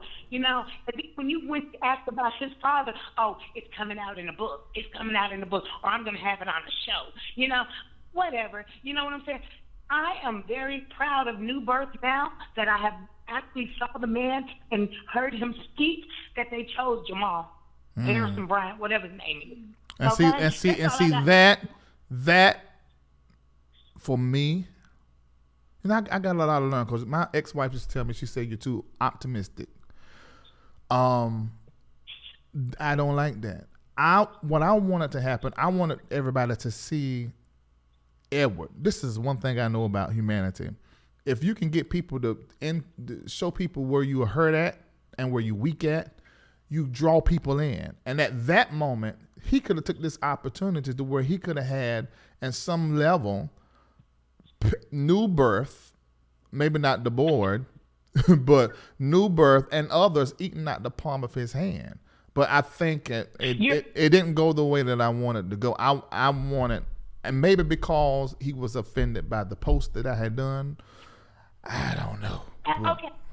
I hate to interrupt you right there, but let me go ahead and interrupt you right there. First of all, he said that he didn't read the post. Then he said he read the post without the curse word. Okay, pick a battle. Which side are you going to be on? And then he, from his entire interview, the only three things that I took from his interview was something that he should take. Number one, lesson. He should have learned a lesson from all of the foolishness that he was quoting and saying. Two, have humility. He was not even humble enough. He came in there arrogant, and referring to your divorce. All of us had a divorce. I've been a divorce. You've been divorced. I mean, but he never. He divorced. freshly divorced from what he said. I asked him. He said he was freshly divorced. From what I understand, I think that's what he said. So I don't even know the point of that. I would like the opportunity to talk to the woman that he was married to. Okay, and then this was an opportunity for him to teach instead of trying to come at you because he was like, "You guys were gonna fight." What? Really? Man, get your life. I'm finished. My minute is up. Thank you, Larry. All right, thanks. And y'all don't know Kendall, but he's over there fussing, saying he is upset. Man, I don't know. I don't feel all of that. And I'm not gonna stop you all from calling in here fussing mad. Be mad if you want to. But that I was really hoping that it would. I mean, it wasn't bad. It wasn't a bad interview, but I just wanted it to be more. And maybe he did have a wall up.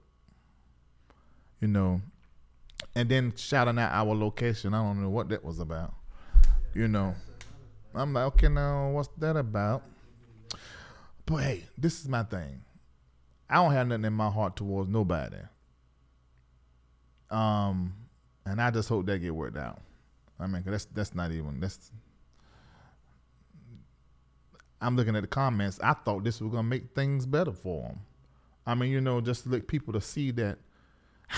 Anyway, let's take the callers. I ain't about to talk through this on air. Caller in at 8312. What's your name? Where you calling from? Hi, Larry. This is Cynthia. I'm calling in from Atlanta, Georgia. And I have recently become a new listener, and I'm listening faithfully. But today's show was a little bit much. Can you hear me? Yeah, I can hear you good. Okay. Well, I felt like he came in trying to set the pace on how the show was going to go. Like, he had more control than you had. And at first, I was really pissed. I mean, I was going in on the comments. And then, now I have calmed down because I see where you were going with it. And I respect you for handling him that way because he probably expected you to come at him kind of sideways. Because apparently, he doesn't watch your show and really doesn't know how you get down in regard to how you handle people. So I applaud you for handling him like that, even though I was pissed the whole time. And he was so guarded, and he's so wounded, and he needs to be healed. And first of all, why was he eating on your show like that? Like, you need to clean up some crumbs that he just stuck all over the place. Thank you so much for calling. That was a miss. Y'all are funny. That was a miss, but I just wanted to say that, Larry. Okay, have a good night. Thank you so much. Well, this is like talking to family members. Y'all going, Caller in at 6951. What's your name? Where you calling from? Hey, Larry, it's Conrad. God bless you. Calling from New Jersey. What's up, Conrad? Thank you for making those. I'm going to tell you, that meme that you made, I done shared it on my personal IG at I am LarryReid and also on LarryReidLive on IG. That thing is hilarious. I'm happy you enjoyed it. Okay. I enjoyed the show. God bless you. The interview tonight, for a lot of us, it wasn't something that we enjoyed. I just like to say a few words and then I'll let you go. Okay. I think they lose the beauty in knowing that you can be restored by God. And these guys don't necessarily share how they've been broken or how things have affected them, and then being able to share the beauty of how God can restore you. And that's the whole purpose of us, when we have a relationship with God. We see how, we were a certain person before, and here comes God with his love and his grace. He went through a lot because you could tell how angry and upset he was, talking to his church about the fact that he thought he was depressed, he was hurting. And rather than cover those things, which I understood from him being hiding those things, is sharing them. We're supposed to share those things. Those are things that are part of your testimony. And then sharing how God restored you and how he helped you through that. And that's how you can help then inspire and encourage someone else who's gone through something real difficult. He used and he minimized your platform as a platform in which you just ridicule people and put people down, which is so unfair. Because even the last show when we had that caller who went through a difficult time, you were sensitive enough to let him know how you also went through a traumatic event, which was really big of you as well. And look at you, being educated after having gone through all that, being Stellar Award nominated, being a pastor for 20 years, And that's part of your testimony, that happened to you, but look how great God was in your life. Man. And you allowed him to use you. And look what you turned into. You know what I mean? Yeah. And just thing I'd like to share with everyone there, I know a lot of times we share things about churches that are really bad and pastors that are bad, but God is still really good. What recently happened in my life, what happened in my life that I'll share real brief is my father was married 4 times. I'm the last marriage, and I'm the only kid from that marriage. And in his first marriage, he had 3 kids, and one of them killed themselves. And he killed his girlfriend, and he shot her sister. Wait. And there were 2 kids left from that marriage, and I haven't seen either one of them in 21 years since my father passed away. Whoa. And the last time I saw them, my dad's viewing, and they're both 30 years older than me. So just 2 weeks ago, I got a message on Facebook letting me know that one of them was going to pass away and die. And I was so hurt and shocked because I hadn't heard from anyone in 21 years. And I didn't know what to do, and I was wrestling with these emotions. And I ended up sending her some flowers, and the next day she passed away. And then I got another message from the one brother that's left from that marriage saying he has brain cancer and lung cancer, and he's going to die too. And I was so wrapped up in my feelings thinking that for 21 years, none of y'all knew me. I'm the youngest brother. No one cared about me. And instead of going to God and praying, I was all wrapped up in my feelings. But after dropping my kids off at school one day, and driving, I said, Lord, I'm so sorry that I've been running away from you rather than bringing you my problems. Please help me, God. Please help me understand what I need to do. And as I prayed, the Lord was telling me, Conrad, you complain so much about them not wanting you, and here they are telling you that they need you, and you're not going there. And the Spirit convicted me so much. And I went to my pastor, and he's a good pastor. And as soon as I told him, he said, come on, let's pray. And I prayed, and you know what I did? I gave him a call. I gave him a call that day, my brother Hector, and he didn't sound too well. And I said, can I go see you? And it was the first time in 21 years I went to go see him, Larry. And I had to pray so much. He was an hour and a half away, and I stayed in my car praying for 15 minutes outside the hospital, not knowing what to do, but just trusting in God, thinking that I could be the only Jesus that he could see in his life before he passes away. And I went in that hospital room with so much confidence because I knew that God brought me there. And as he brought me there, one nephew came in and he talked to me. And I apologized to him, and I said, I'm sorry for being a terrible uncle, but our family dynamic didn't really encourage us to have relationships. But, God is so good, and I shared the gospel with him, and I told him, hey, out of something so terrible like this that is happening to your father, look how great God is, that he can hopefully help us be a family. Wow. And you can meet my daughters, and I can meet your family. And he said, yes, I'd love to do that, Uncle, and he gave me a hug. He left. The next nephew came in. I had the same conversation with him. And then finally my brother came in with his wife. And as he saw me, he just started to cry. It's the first time I've seen him in 21 years. I only had one conversation with him my whole life, and that was at my dad's funeral. And the first thing he did was hug me and cry. And then I just told him that I loved him and that if he wanted me to see him, he didn't have to get sick. All he had to do was give me a call. And everyone just started laughing, and I just let him know how much he was loved. And then he said to me in front of everyone, I knew if I ever needed Dad, all I had to do was give him a call. And I told my family that you were the same way. All I had to do was give you a call, and I know you'd be right here. Wow. And it was just the beauty and the love of God being there, helping restore us, from him going through. He does have cancer of his lungs, of his right lung. If you could pray for him, his name is Hector Rios. I'd really appreciate it. Hector, but out of something so terrible, God with his love comes and he says, look, I can use this to fix your family. It was something my father wasn't able to do. But see, Conrad, what the story that you're telling is a story of redemption. And as you're beginning to tell the story, you're going through all of the emotions, how ugly it was and how beautiful it became. What I wanted to happen in the interview tonight, I wanted what you're giving and sharing right now.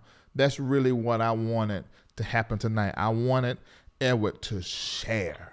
I wanted him just to be like, you know what?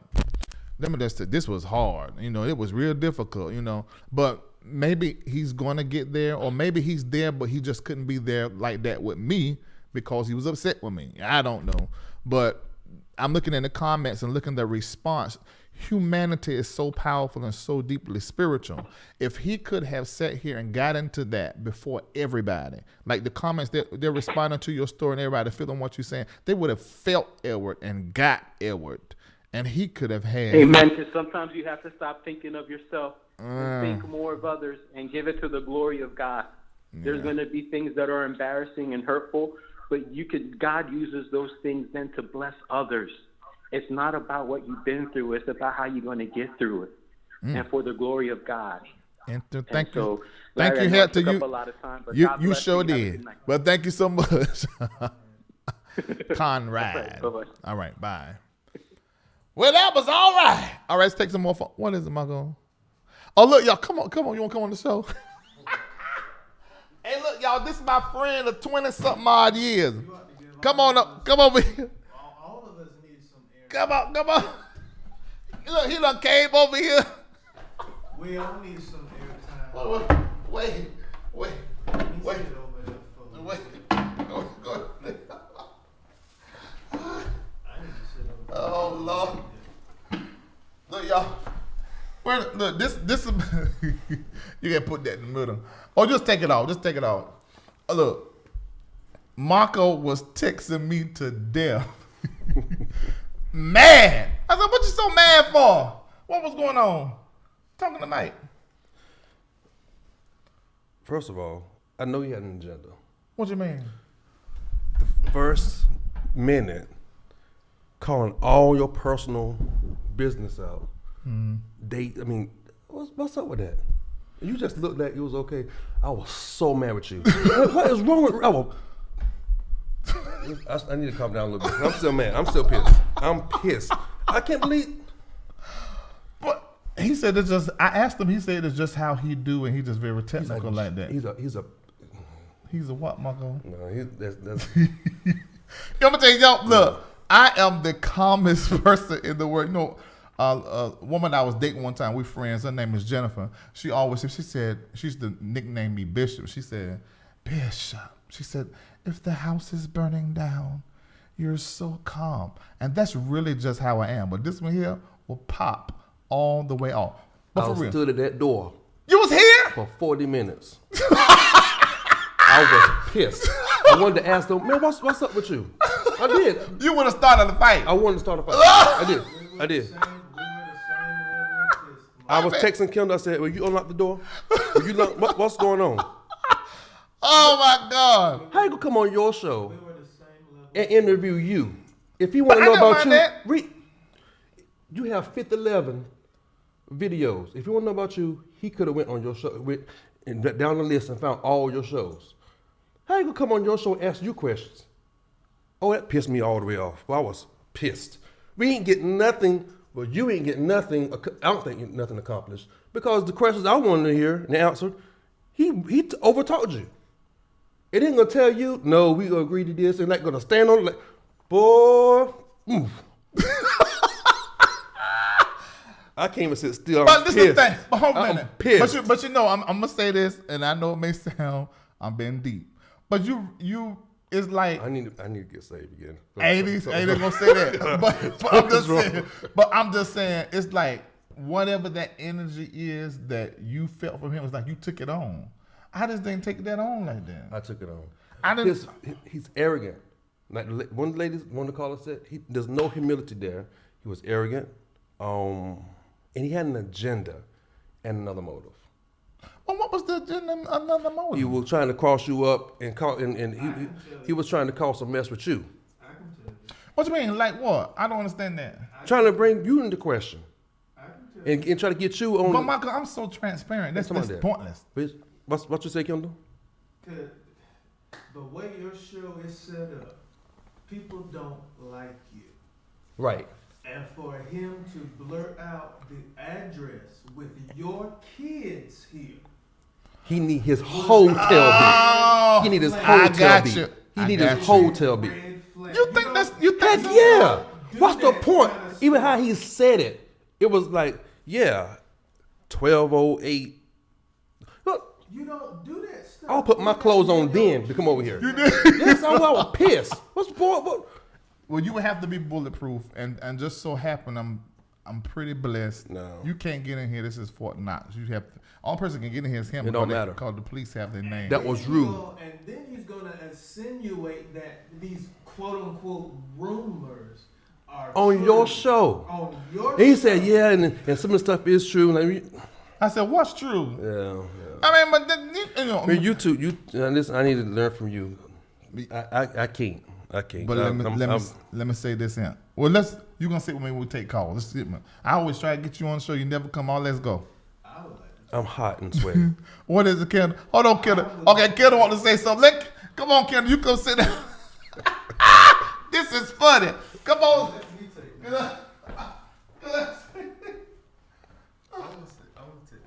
I'm sitting in your chair. Yeah, you sit down. Okay. This.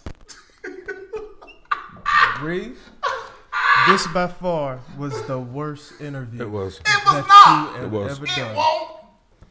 The worst. The point of an interview is to get questions answered.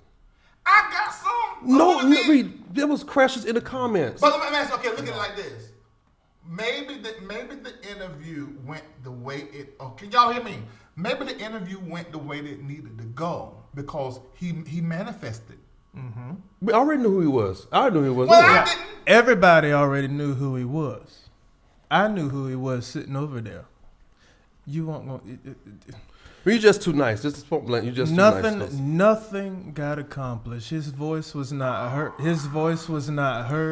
He was too shut down. He was defensive, and he was trying to come on your show and run your show and check you and have you do the interview the way he wanted you to do it, versus you talking to him and letting him speak from his heart. He has no heart. He's cold. You can't say the man ain't got no heart. He's cold, and he displayed it tonight on the show. The question you want to ask about Ed Alone, we heard Ed Alone a couple of times, but we heard about him the entire time. I don't want to hear nothing about him. I want to know about his relationship with Ed Alone, the stuff that the questions. He said it's going to be coming in a book. I don't want to wait for no book. I ain't even going to read the book. I want to know what's going on. I want to hear his voice, how he felt at the funeral, how he felt during these times. I was going to ask that. But he didn't get him a chance to get there. I'm all for seeing the good in everybody. I can't tell. But this one right here, he done lost me, bro. This one right here, I can't get with it. Yeah, he done lost me for real. I can't get with it. I'm sorry. I can't. You the helper out. You ain't got no business. You the helper out. Okay, let's take some more phone calls. Oh, now y'all get to see. This how many years been friends? 27 years? 27 years. I'm the comfort. I hope your family watching so they see. This is the real Marco. Right here, some right here. This is the real Marco. The little nice guy stuff. No, I'm the nice one. It's me that's the nice one. But if you hit that button, there's certain stuff, now then that's when it's like everybody had to calm me down. But I'm the calm person. I'm the nice. All right, let's go. I do think the interview was good. I know y'all might not agree. Call the end at 2132. He sent the cash app back.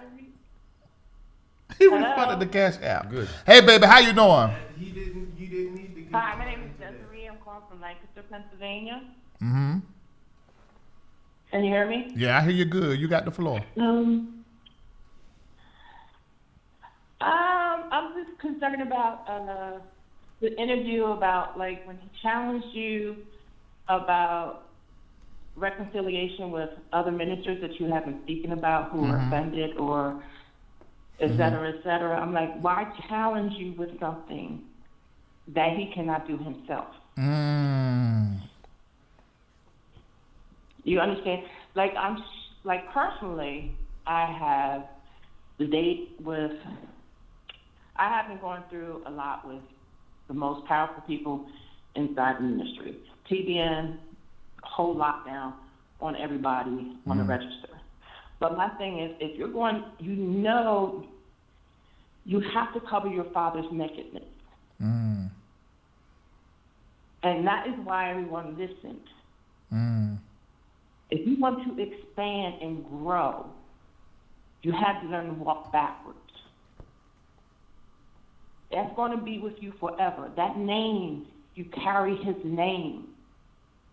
When a man carries a man's name and you don't want to cover his nakedness for it to be restored, as he said, that is his platform, to restore a father's name, why couldn't you walk backwards for it?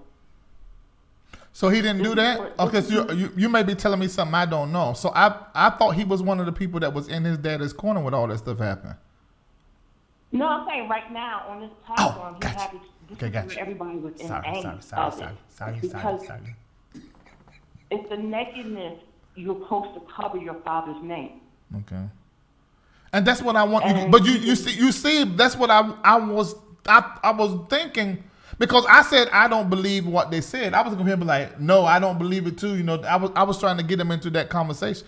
I don't know what happened. He just had an agenda. But it's not about whether you. It's not about for us to believe it or not. It is because he, as he stated, he had his father's vision and he knows it. So whether his father is standing in that house of God, the vision is still supposed to speak, and he's still supposed to make sure its voice is heard. He didn't give you a chance to. He didn't give anybody a chance to understand it. He could have spoke the vision of his father. Right. And that's true. And cover his father. He never came in to cover his father. He never came in to cover his name, and he's bearing his name.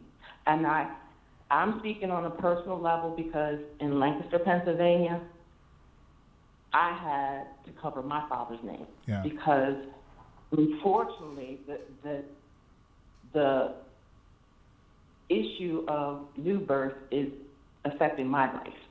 So when you can't cover your own, then how you want to cover God?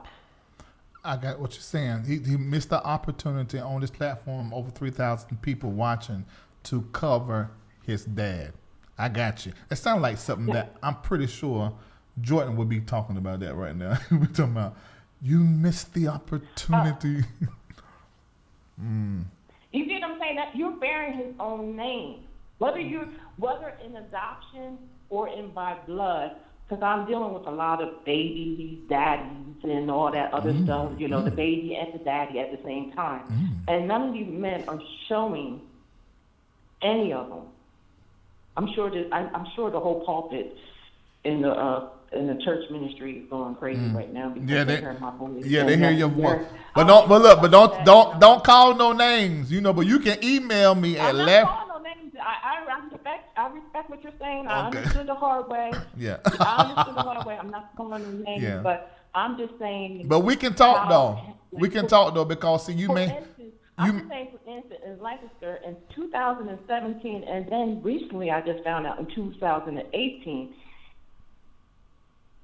a name, I'm just going to say the name that should have been, the son should have covered the father, and the father should have covered the son to honor their own name, has come to Lancaster, Pennsylvania to disgrace it. And I'm sitting there like, okay, if you're going, I have to cover my father. I have to do my own honor. And he did this, just like Eddie Long just did, he didn't do any honor to his father. The promise of long life, the promise of loving the life that your father bore you into. Gotcha. You didn't honor. Gotcha. Thank you so much for calling. I'm gonna let some more people come in right now. Thank you so much for watching. Share the link. All right, thank you. All right. All right. Caller ending in 4046. What's your name? Where you calling from? Larry D. Reid. This is Larry W. Roberts. Extraordinary radio broadcaster. What's going on, man? Sir. You know I'm your friend, but I gotta ask you questions. I'm listening. Okay. So I just want to know, before I give my commentary, my 60-second commentary, I just want to know the 5 or 10 minute exchange that you and Eddie had at the beginning of the conversation. Did y'all have like a pre-conversation before y'all cracked the mic in the video and started talking? Absolutely. I explained to him what I wanted to discuss, what I wanted to talk about, and he was like, okay. Okay, and we got in the chair, lights went on, and it turned to something else.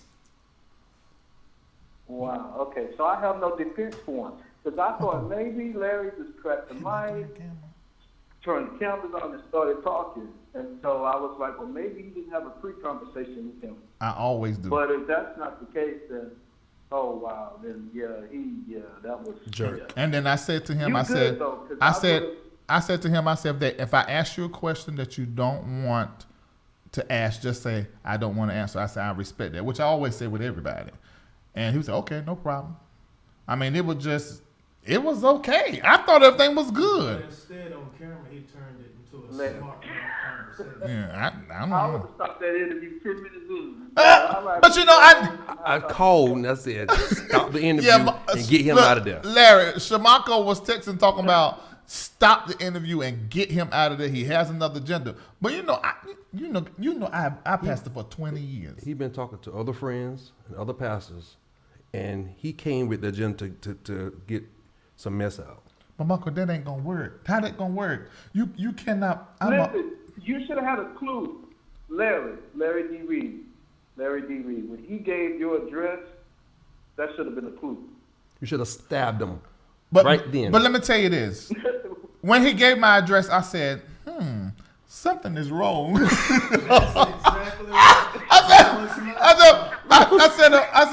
said something is not your right. face, you like. I said, why did he do that? And the first thing I thought was, is he trying to tell everybody where I'm at that may be upset or mad with me or something? I rolled around the parking lot to make sure nobody. I rolled. Listen. But you know what? I don't know if it's because I'm crazy or what. But when I tell you guys 90 seconds. And I thank you guys for being, great followers and friends and all that, but when I tell you I don't have a piece of fear in my heart and I'm so good with these hands. And niggas ain't bulletproof. So it's like why am I gonna be scared for? I mean, you better have you better hire somebody that's really, really good that's trying to give you. But Larry. Where you go, Larry? I don't hear you no more. 60 seconds. Say again? No, listen. Oprah Winfrey said it this way. God first speaks to us in a whisper. When he announced that address, that was a whisper. I would have ended that interview and went on to something else. Well, if I want to be technical, I'm going to talk about Bishop, my mentor. Because when we was on the phone, when I first tried to get together, and the way the conversation went, I said, Bishop, something about his energy is not proper. I said, I'm not doing the interview. And I told Caleb the same thing. Shouldn't have. But then I talked to Bishop, and he was like, you need to think about what he's been through. And I said, Bishop, I didn't even think of it like that he been through. I said, you know what? I'm going to do this interview. I said, I don't want to do the interview because the energy exchange was not proper, but I'm going to do it. So I was all in 100%. So I wasn't even looking for anything negative. I said, I'm going to do this interview, and we're going to have a conversation. It's going to touch a whole lot of people and get into the fatherlessness and everything. And it didn't go well. And Bishop already has texted me. I ain't going to say what he said, but it was a missed opportunity. And I don't know if Kendall said it or if Marco said it, but he actually just showed you more of who he was tonight. That's terrible, though. But that is horrible. How did he get like that? That's terrible. I don't understand that. All right, thank you so much, Larry. I got to go. Hold on a minute. My helper Ada is gone. Where did he go? What? Thank you so much, Larry. Talk to you later. Remember. Caller in 1079. What's your name? Where you calling from? Larry, I'm pissed. I'm pissed because I'm not pissed for the same reason of the rest of the followers, because I don't like no mess and I don't like no tea. But I had to call in tonight. I'm pissed because he was rude, he was pompous, he was arrogant, and I agree with Shamako that he came with the intentions of shutting you completely down. I know he probably had a conversation. Yeah, I'm going to go up and Larry Reid, and he ain't gonna be talking to me crazy like he talked to everybody else, and I'm gonna shut that show down. He probably even had that discussion with somebody before he came. And the amazing part about it all, whatever he attempted to do, it failed miserably. Like he did not accomplish that which he came to do because we seen right through it. And I'm like, do you think we're unintelligent? Do you think we don't have discernment? Do you think we're not smart? He came in there trying to convert you to holiness like you not saved. So telling you what he doing here, ministry, and you all cover for the people, and you owe these folks an apology. This is your life, and this is your coins. I'm saying with LarryReid coins. Now you may not do everything we like. You know, we cool with you do it alike or whatever, but you can't come here like you somebody's spiritual father, sir. Little Eddie, have a seat. Stop. Because I'm like, and I think the only reason you were nice because maybe you had a conversation with Prophet Jordan and he said, you know, just consider. And I think you also knew that he's sensitive. We've seen that online. That was, And if you said too much, he was going to walk out. We knew he was going to walk out. Yeah. He wasn't going to finish it. But I think the people were going off in the comments for more than one reason. Not because somebody said, I think one of the guys said, oh, well, the people going off because he using the scriptures. No, they weren't going off in the comments because he used scriptures. They were going off because he was using the Bible while being nice nasty. We know that he's not that spiritual. I've seen his IG. I've seen the cussing. And we've all watched him bleed on social media, even within the last few weeks. And I'm like, do you think we don't read, sir? Like on Facebook, I just seen a post last month. The installation for Jamal was March the 10th. And I just seen one of the new birth members, because I go around other new birth. And one of the members said, oh, we missed you, Eddie, at the installation. And he said, his response was, I don't support anything that's not right. Now, you get on Larry Reid show and you saying, well, whatever done in the past, that's over with. That was last year when I did the little sermon and, you know, we just going to act like Christ. Sir, you ain't been acting like Christ. We heard you cussing over there in Cuba, wherever you was sitting at the table. We done heard you going off. And me personally have seen him at the airport. And I don't know whether or not this is his wife, and this is, like Larry said, allegedly. It ain't really alleged, but it's kind of allegedly. But I was on my way flying out to the airport back September the 30th from last year. I was going out the country. I was going to the TSA pre-check. And I seen him. I don't know the guy. I never met him. And I was like, oh, that's Eddie Longson. So I seen him from afar after I got finished coming through the baggage claim area where I was actually going to check in. And so I was like, oh my God, I'm going to speak to him. So as I was going to walk over there to him, I seen him kissing this girl that looked like she was like from South America, Mexican or something. Now, you can say allegedly if you want to, but I'm telling you what I seen. And I didn't want to be paying to take a picture. But he was kissing her in the mouth, like tonguing her, like it was inappropriate. To the point where it made me so uncomfortable where I didn't speak to him. But then you want to think, then you want to wonder why people don't want you to be the pastor. You're immature. You're still a kid. I don't want to say he can't preach. I've seen some people in the comments say he can't preach. I ain't going to say that. But at the end of the day, when you play the video of him preaching at New Birth, he did not tell his true feelings about how he felt about the position. We understand that you're blood related to Bishop Long and you the first biological son. But what he also, I wish he was still in the studio because I want to ask him some questions. Do he not understand just because you're blood related that the church automatically doesn't go to you? And if your daddy wanted you to be the pastor, he knew he was passing away. This man knew he was sick long before then. He would have named you as the pastor instead of that other man from Birmingham.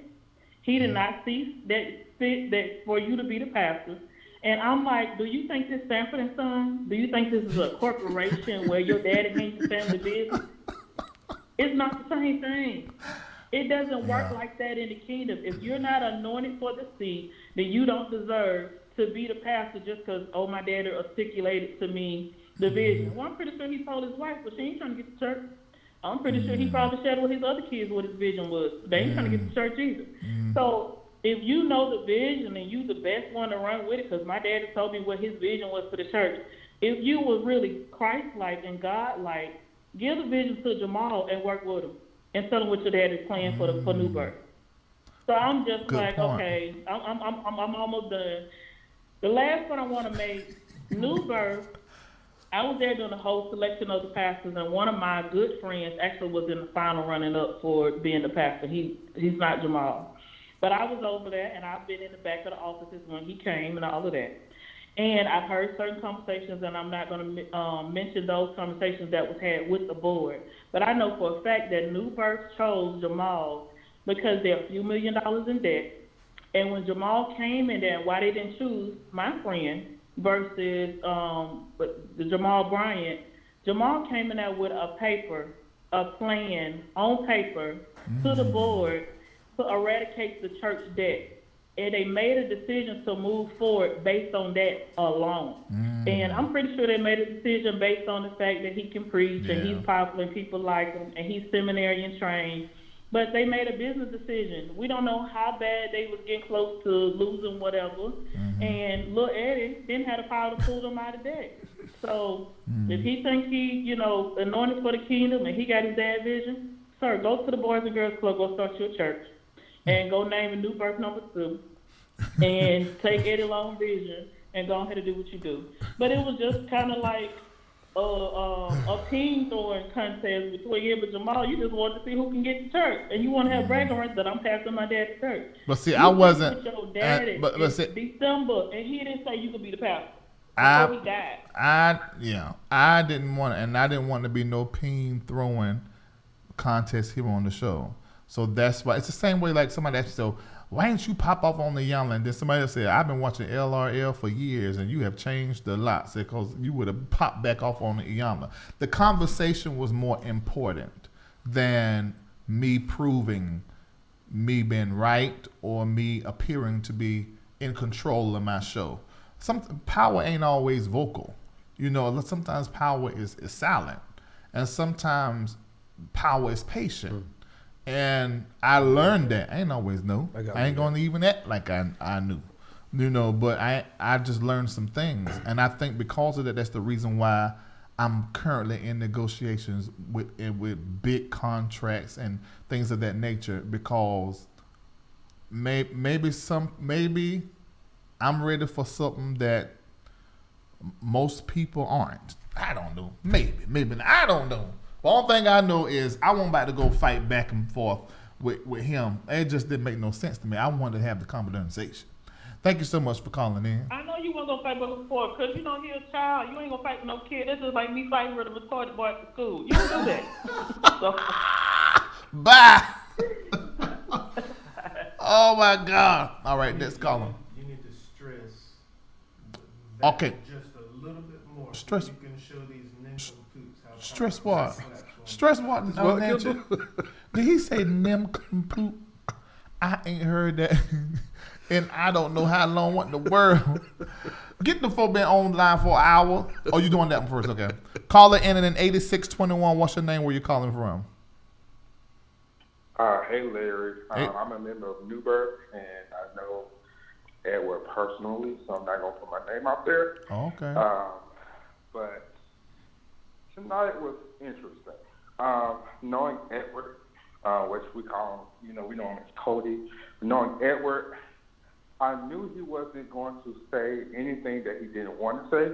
Mm-hmm. And he does have a tendency to curve the conversation when it's out of his control. And I think he was doing that simply because of everything that was thrown at him during the scandal and the death, because it's very intimidating when you have people all the time constantly coming at you in that manner. Not saying you was doing that because you handled yourself well. You did put your address out there, and I was like, ooh. But that's just something, Edward does or whatever, because it was real smooth, like trying to skim on by that. But I think he knows that, he sees your show in a more negative way. Okay. He sees your show as just another messy, we putting in people business out there. It's not really helping. It's causing more things to be exposed and yada, yada, yada, yada. And again, I think it goes back to the scandal where even as a New Birth member, it was hard because people was constantly asking us, yada, yada, yada, yada. They was calling us things, and your bishop is a faggot, and all this type of stuff.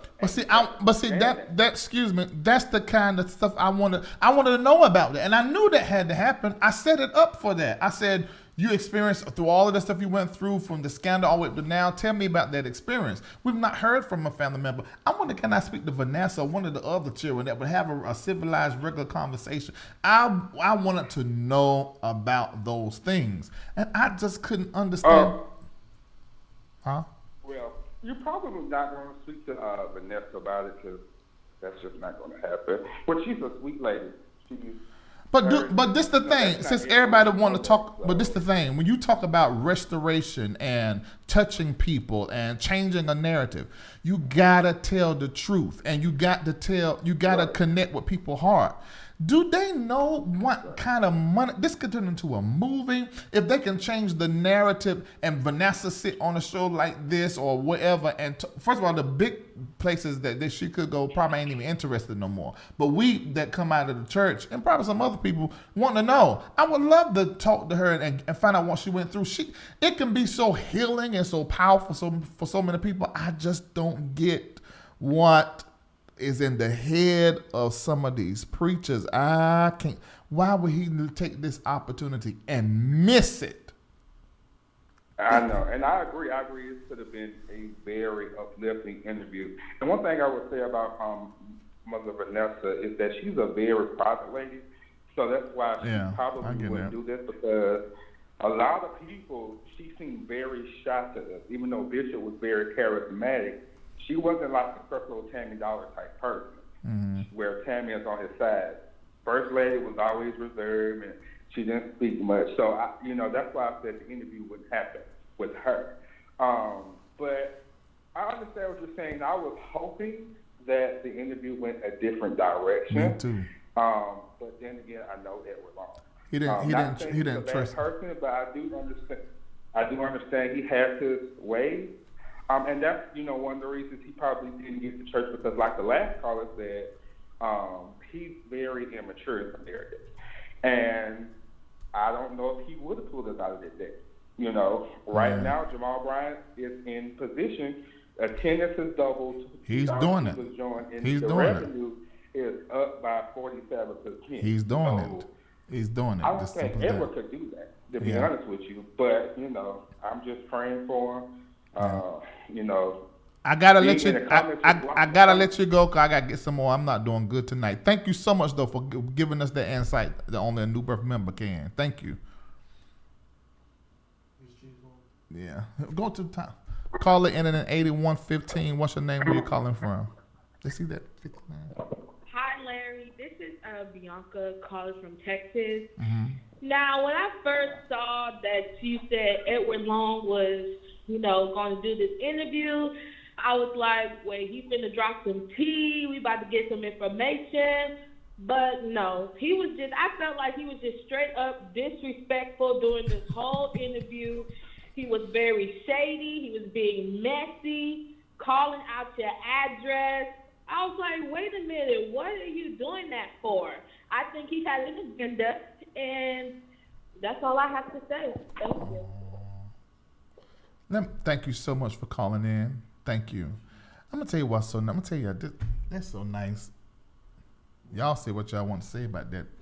Let me tell you. Y'all let these. I'm about to say, let the media people screw up folk reputation and name. And there may be some stuff that Bishop E. Bernard Jordan do that I don't agree with. I don't know. Because in personal stuff we just different, but this is a good man. I wish you could see the text that he just sent me and what he said, and then the act that follows behind that. That this is a good. I can't speak up for a lot of these preachers, and y'all know I'm real. And if you don't know, y'all know it by now. And if I called, he was on the show when I said jumped some stuff on him, and I've talked about myself and my baby mama and whatever. If my mama got in something public and I thought it was talk worthy and it was on the internet, I would talk about her. I'm just telling you what truth is. And so, and I love my mama. But that E. Bernard Jordan is a good guy. And am I lying? No, you're not. Yeah, he's just a good guy. I just can't tell everything, but this is a good guy. Next. Thank you for those words, Bishop. Thank you so much for that. For that. Thank you. All right, let's go. Caller in at 1104. What's your name? Where you're calling from? I wish Bishop would call in. I want to hear what he yes, had to my say. name is Melissa. I'm calling from Texas. Hey, Texas. This is my first time calling in. I got a little bit of a different perspective. Okay. I hope the callers don't get mad at me. First, I want to say I enjoy your show, Thank you. Larry. I have a father that's a pastor, and he's kind of well known. And he at one point was caught up in a little bit of a scandal. And I know what it's like to live your life in a fishbowl, okay, where everybody doesn't look at you the same. You can do the same thing as everybody else does, but people look at you a little bit different. So if the church world calls what might be just a sin, well, it's magnified 10 times worse when you do the same thing as everybody else. So when your parent might do something, you're looked at and you have that same stigma or whatever put on you for what your parent has done or might be perceived to have done, whether they did it or not. You're looked at, and that whatever they've done has been put on you.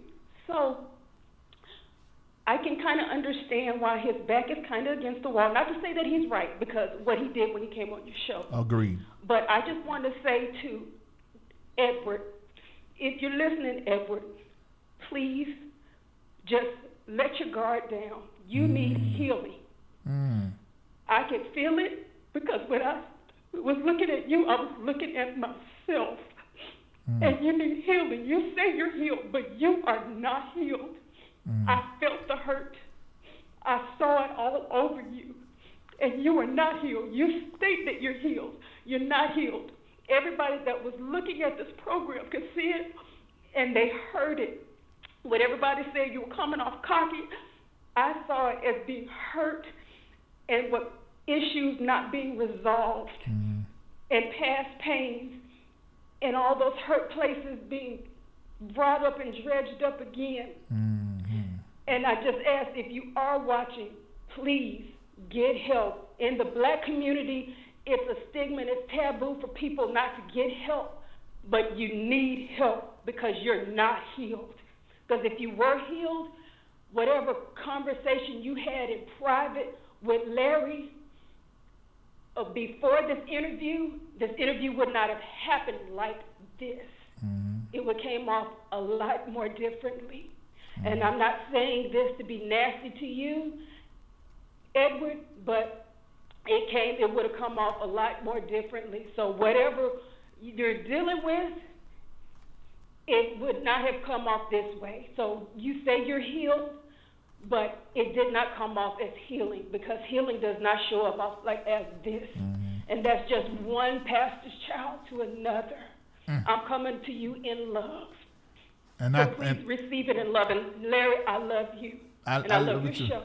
I love you too, and thank you so much for that. I mean, I hope he's watching, and I hope he heard that, because what you're saying is some of the same language that my mentor was saying after I said I wasn't going to do the interview, because of the energy that I got, and he reminded me of what it felt like to be in your shoes. And I said, you know what, I get that, Bishop, so I'm going to do it. So that's why I went in with my heart 100% open, wanting to have the conversation, but it didn't go that way, because clearly the damage and the hurt and all that stuff is really, really deep. And look like it turned People forget a lot of times we are human. Even though, yes, we're grown, but the sins of our fathers, sometimes we get caught with that. Yeah, I got it. Thank you so much for calling in. Thank you. Thank you. We needed to hear that. We needed that perspective. We needed to hear that. Okay. There is so many, y'all. There are so many people. I can't get to all the people. Try to get. They've been on so long, man. To get them. Caller ending in 6194. What's your name? Where you calling from? Caller ending in 6194. Listen to your phone, through your phone. Come on, caller. I hate you be on that. Here you go. All right. What's your name? Where you calling from? Yeah, can you hear me? Yeah, I can hear you. Don't listen through your device. Listen to me through your phone. Edward Long actually had a like a vendetta basically to like William Murphy is his friend. So many other Atlanta pastors is his friend. This was a time for him to come tonight and to actually, on the behalf of all of these people, come back at you. Right. That's why from jump, he basically checked the show with how he was going to do it. He rolled your address out. That was something to say, okay, listen, this is where I am. I'm bold. I'm bad enough to call you out. Your address right on your show. Set the tone so that everybody that goes back and listen to this is going to say, hey, I checked Larry Reid tonight on his show, said what I wanted to say, and that's how it, basically it was. So that was him. I mean, he made it disguise this as a interview to come on and share about Bishop or anything like that, but that was just to get into the door, to get into the seat, to say what he really wanted to say, and that's exactly what. And you know what? You may be right, because I remember when they contacted the office about doing the interview. I said, well, I don't want it to be an in studio. Just let them call in and ask some questions. I'm gonna mix it into my main show, and they were like, no, we want to come. You kidding me? Yeah, and I was like, I don't really want to. I want to. Cause Monday night is when we talk about everything, and I've been doing a lot of church stuff, and so I said, all right, y'all can come, But now, you know what? We all get to see what we needed to see. Maybe it happened the exact way it needed to happen, so we can see his hurt, his pain, and everything else he got going on. There's what? Stupidity. It is crushed his reputation. Right. I knew that.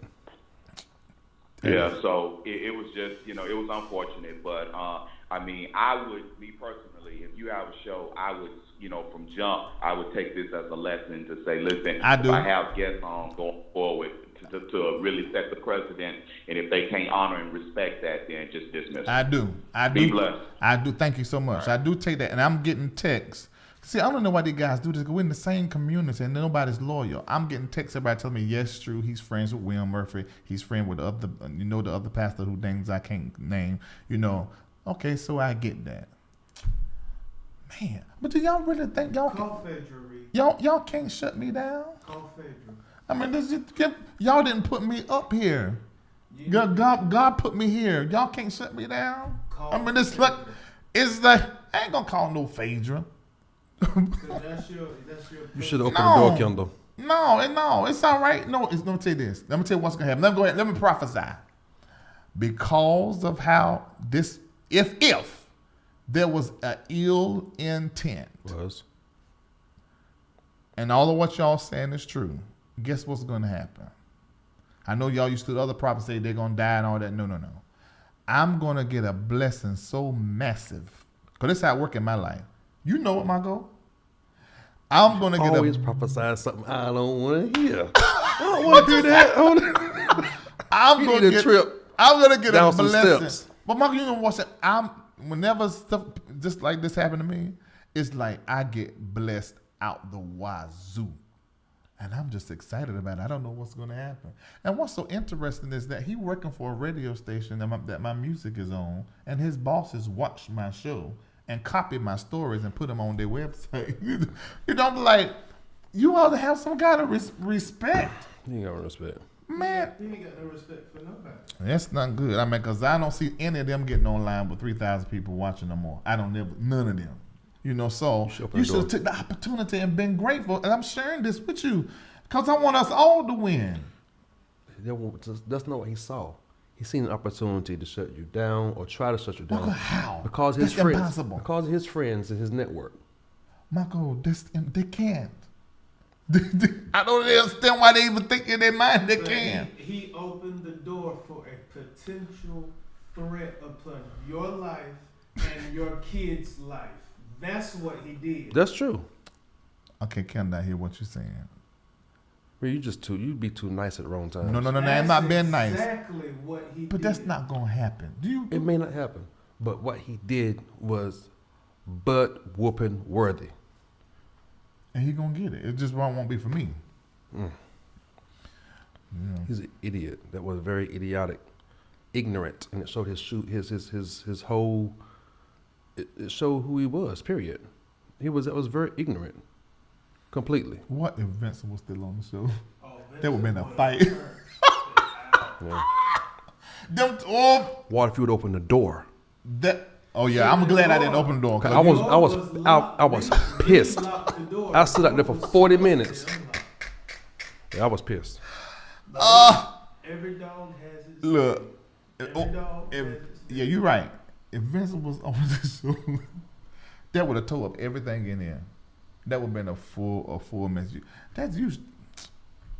I sort of feel bad for the man now. That's terrible, man, dude. You think you trying to save me? I can teach you some stuff. All right, I'm gonna do another call. A few more. I'm sorry, there's so many of y'all. All right, take them. Caller ending in 8238. What's your name? Where you calling from? Hey, Larry, this is T from California again, and I just want to say a few things. First of all, this is no critique of you whatsoever. Okay. He had an agenda. Mm-hmm. He had an agenda from the start. I know I'm reiterating a few things, but he had an agenda.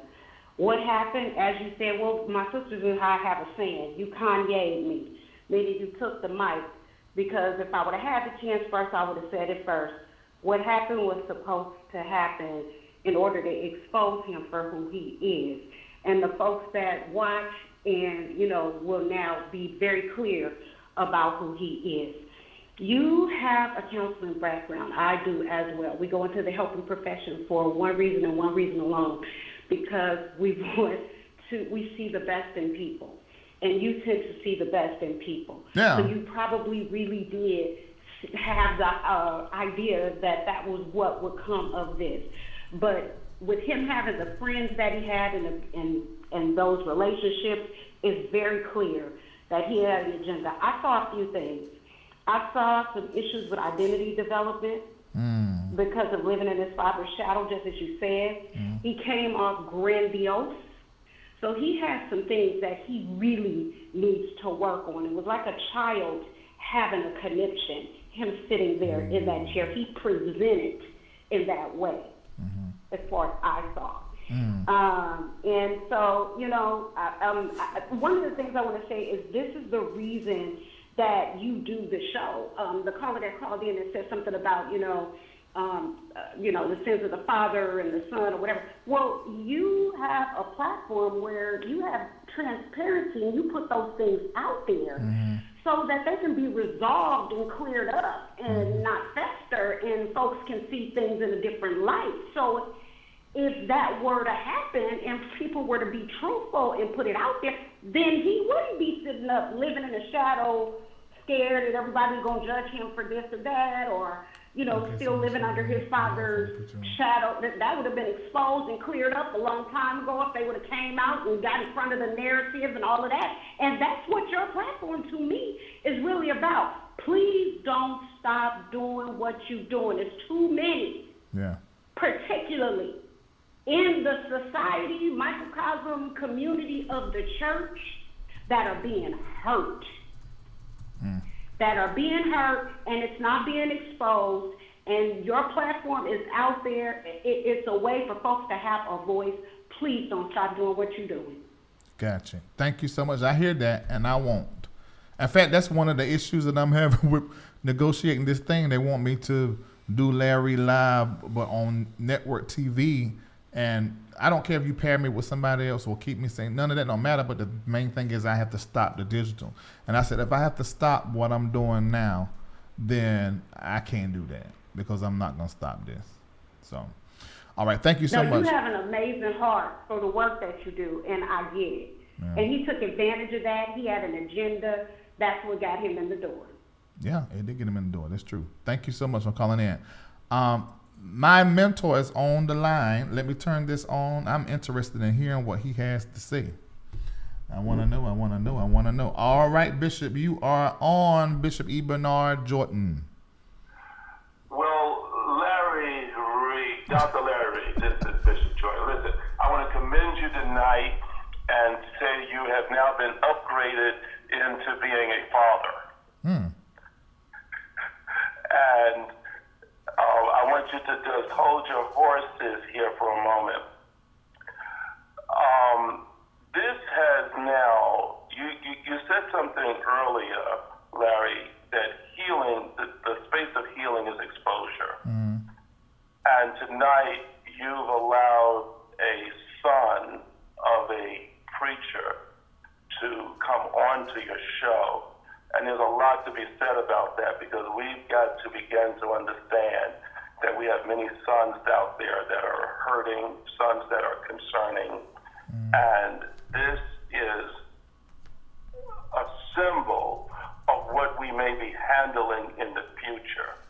As you know, I have sons that are coming up in ministries, biological sons. And if we began to do a show where you had PK children come on, and like I just heard the woman earlier, there is the hurt, there's the pain.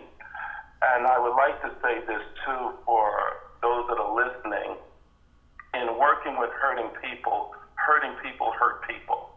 And you were not only kind tonight, but you really allowed a wide space which showed your maturity as a journalist. It also allowed you the opportunity to explain that, as you put it this way, because I watched you tell a preacher said, I know how to get you out of business. And your eyes got wide. And you said, how? And the preacher said, when the preacher start living holy. He did say that. So I want to commend you on that, but we have a lot of work that we must do. Yeah, there's a lot of work. I mean, my thing was, and you know me, Bishop, my temperament, outside of my daughters and their baby mama, my temperament is, nigga, rah, rah, rah, rah, rah, rah. You ain't doing this. But I went into that space on purpose. Once at the beginning of the thing, my heart was open the moment when he came here, and I was talking like normal, giving them water and stuff like, he wanted to set up a camera to record the show, which I don't know what that was about, but I let him. I said, no problem, you can record it. And so he set up a thing and it recorded the show, and then he sat over here, and then when he called my address out, I was like, That's where he recorded the show. So if you deleted it, he still have his recording. Well, I wouldn't delete it no way. I mean, that don't bother me. So I mean, you can find that. If you go to mylife.com, you can get anybody's address. Or he could have been facetious to see your equipment. He could. He wanted to see my setup. He was asking about my setup. He was asking about the software and everything. But anyway, my thing at that moment, I said, okay, let me go into another mode. So there's fight, because there's no fight. If there was a fight, do you know how negative that can affect my brain? If I'm sitting here fighting on my show, I wasn't about to have that. And I wanted to have the conversation. Well, yeah, you were bringing it. You were really wanting to bring it to an adult conversation, and I got that. And you held the space, and that's why I said you're being as a father would be. A father loves unconditionally. It's in the nature of children to make parents wrong sometimes. But when we begin to look at this space, there's a lot of things that we've got to look at. This is a young, up-and-coming general that has got to be formed. All generals have got to start somewhere to begin to be formed and be trained, rough at the edges. And I will hopefully have the moment to speak to Edward and tell him, when you are doing an interview live, please don't bring no snacks with you and eat on the set. Listen, wake up, black people. We have got to really begin to start looking at the level of etiquette that is necessary, the respect that is necessary, not so much for individuals, but also for ourselves. And one of the things that I had to do when I first went in ministry, and after I had went and sat down with some members of royalty and ministered, my family, my wife and I and my two daughters, we went to charm school, and they had to teach us how to sit, how to stand, and how to walk. So we have got some work to do, but I want to commend you for allowing the space for it to happen and the space for things to take place like this, because tonight you've exposed some things, and what you have done has taken your level of interviewing to a whole nother level, because we all got to see a side of Larry Reid that we never get to see. Maybe so. What is it, Michael? What you up? Yeah, his eyes are watering. Bishop Michael is upset. Oh, you yawn. I yawn. Oh, okay, but let me, this is the thing. I still sitting right here in this chair. I still like the interview, and I do know what everybody is saying. I'm not ignoring that, but hopefully, somehow or another, we're able to have a conversation. He will let me in and let that guard down or whatever, because you know, I'm not. I ain't saying y'all can't tell me what I'm doing. This I is ain't my say a show. word.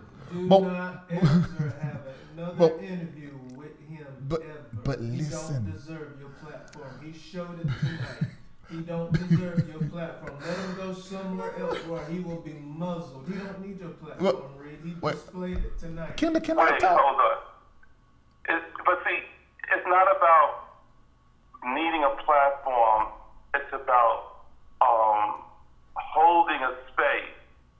What Larry Reid did today is held the space open and a space hopefully for him to return. Listen, family, we ask the questions, where are the fathers? Tonight, what Larry Reid did was show LarryReidLive is a safe space if you want to get right. Larry got clear. I mean, even when he came back and said, well, you're divorced, and started bringing up this, Larry was clear. Yes, I am. I'm divorced, and I talked about that. And he got into talking about his life. And then he says, well, people saying, are you gay? And, like where the gay conversation comes up at. But then he got there and Larry was able to be clear. We can get so clear as leaders that we can make way for our authentic self. And I want to give Larry Reid kudos for being authentic, being transparent, and watch this, and even allowing spaces where people can piss, and he can clean up the piss and still maintain moving the conversation forward. This is what fathers do when the children mess up. I hear that, Bishop. All right. Thank you so much, Bishop Jordan, Bernard Jordan, for calling in. Love you all, and listen, y'all have a lot of work to do, because I'm prophesying now.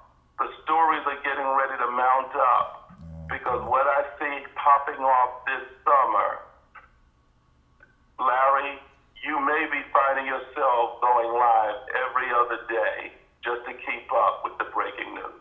That's all I want to say. God bless you. God bless, Bishop. Oh, good. If I'm big guy going live every day, I got to hire some folk darn sap. All right, this show don't went too long. Thanks to my best friend for coming up here and fussing and cussing. Y'all make sure y'all tell his mama that he was up here cussing. He wasn't really cussing, but I'm just saying. In the islands, they say when you talking hard and you talking hard at them, they say they cuss me out. But it ain't really cussing. And y'all got to see Kendall tonight come up there talk slow and wrong and off. And so let's ow!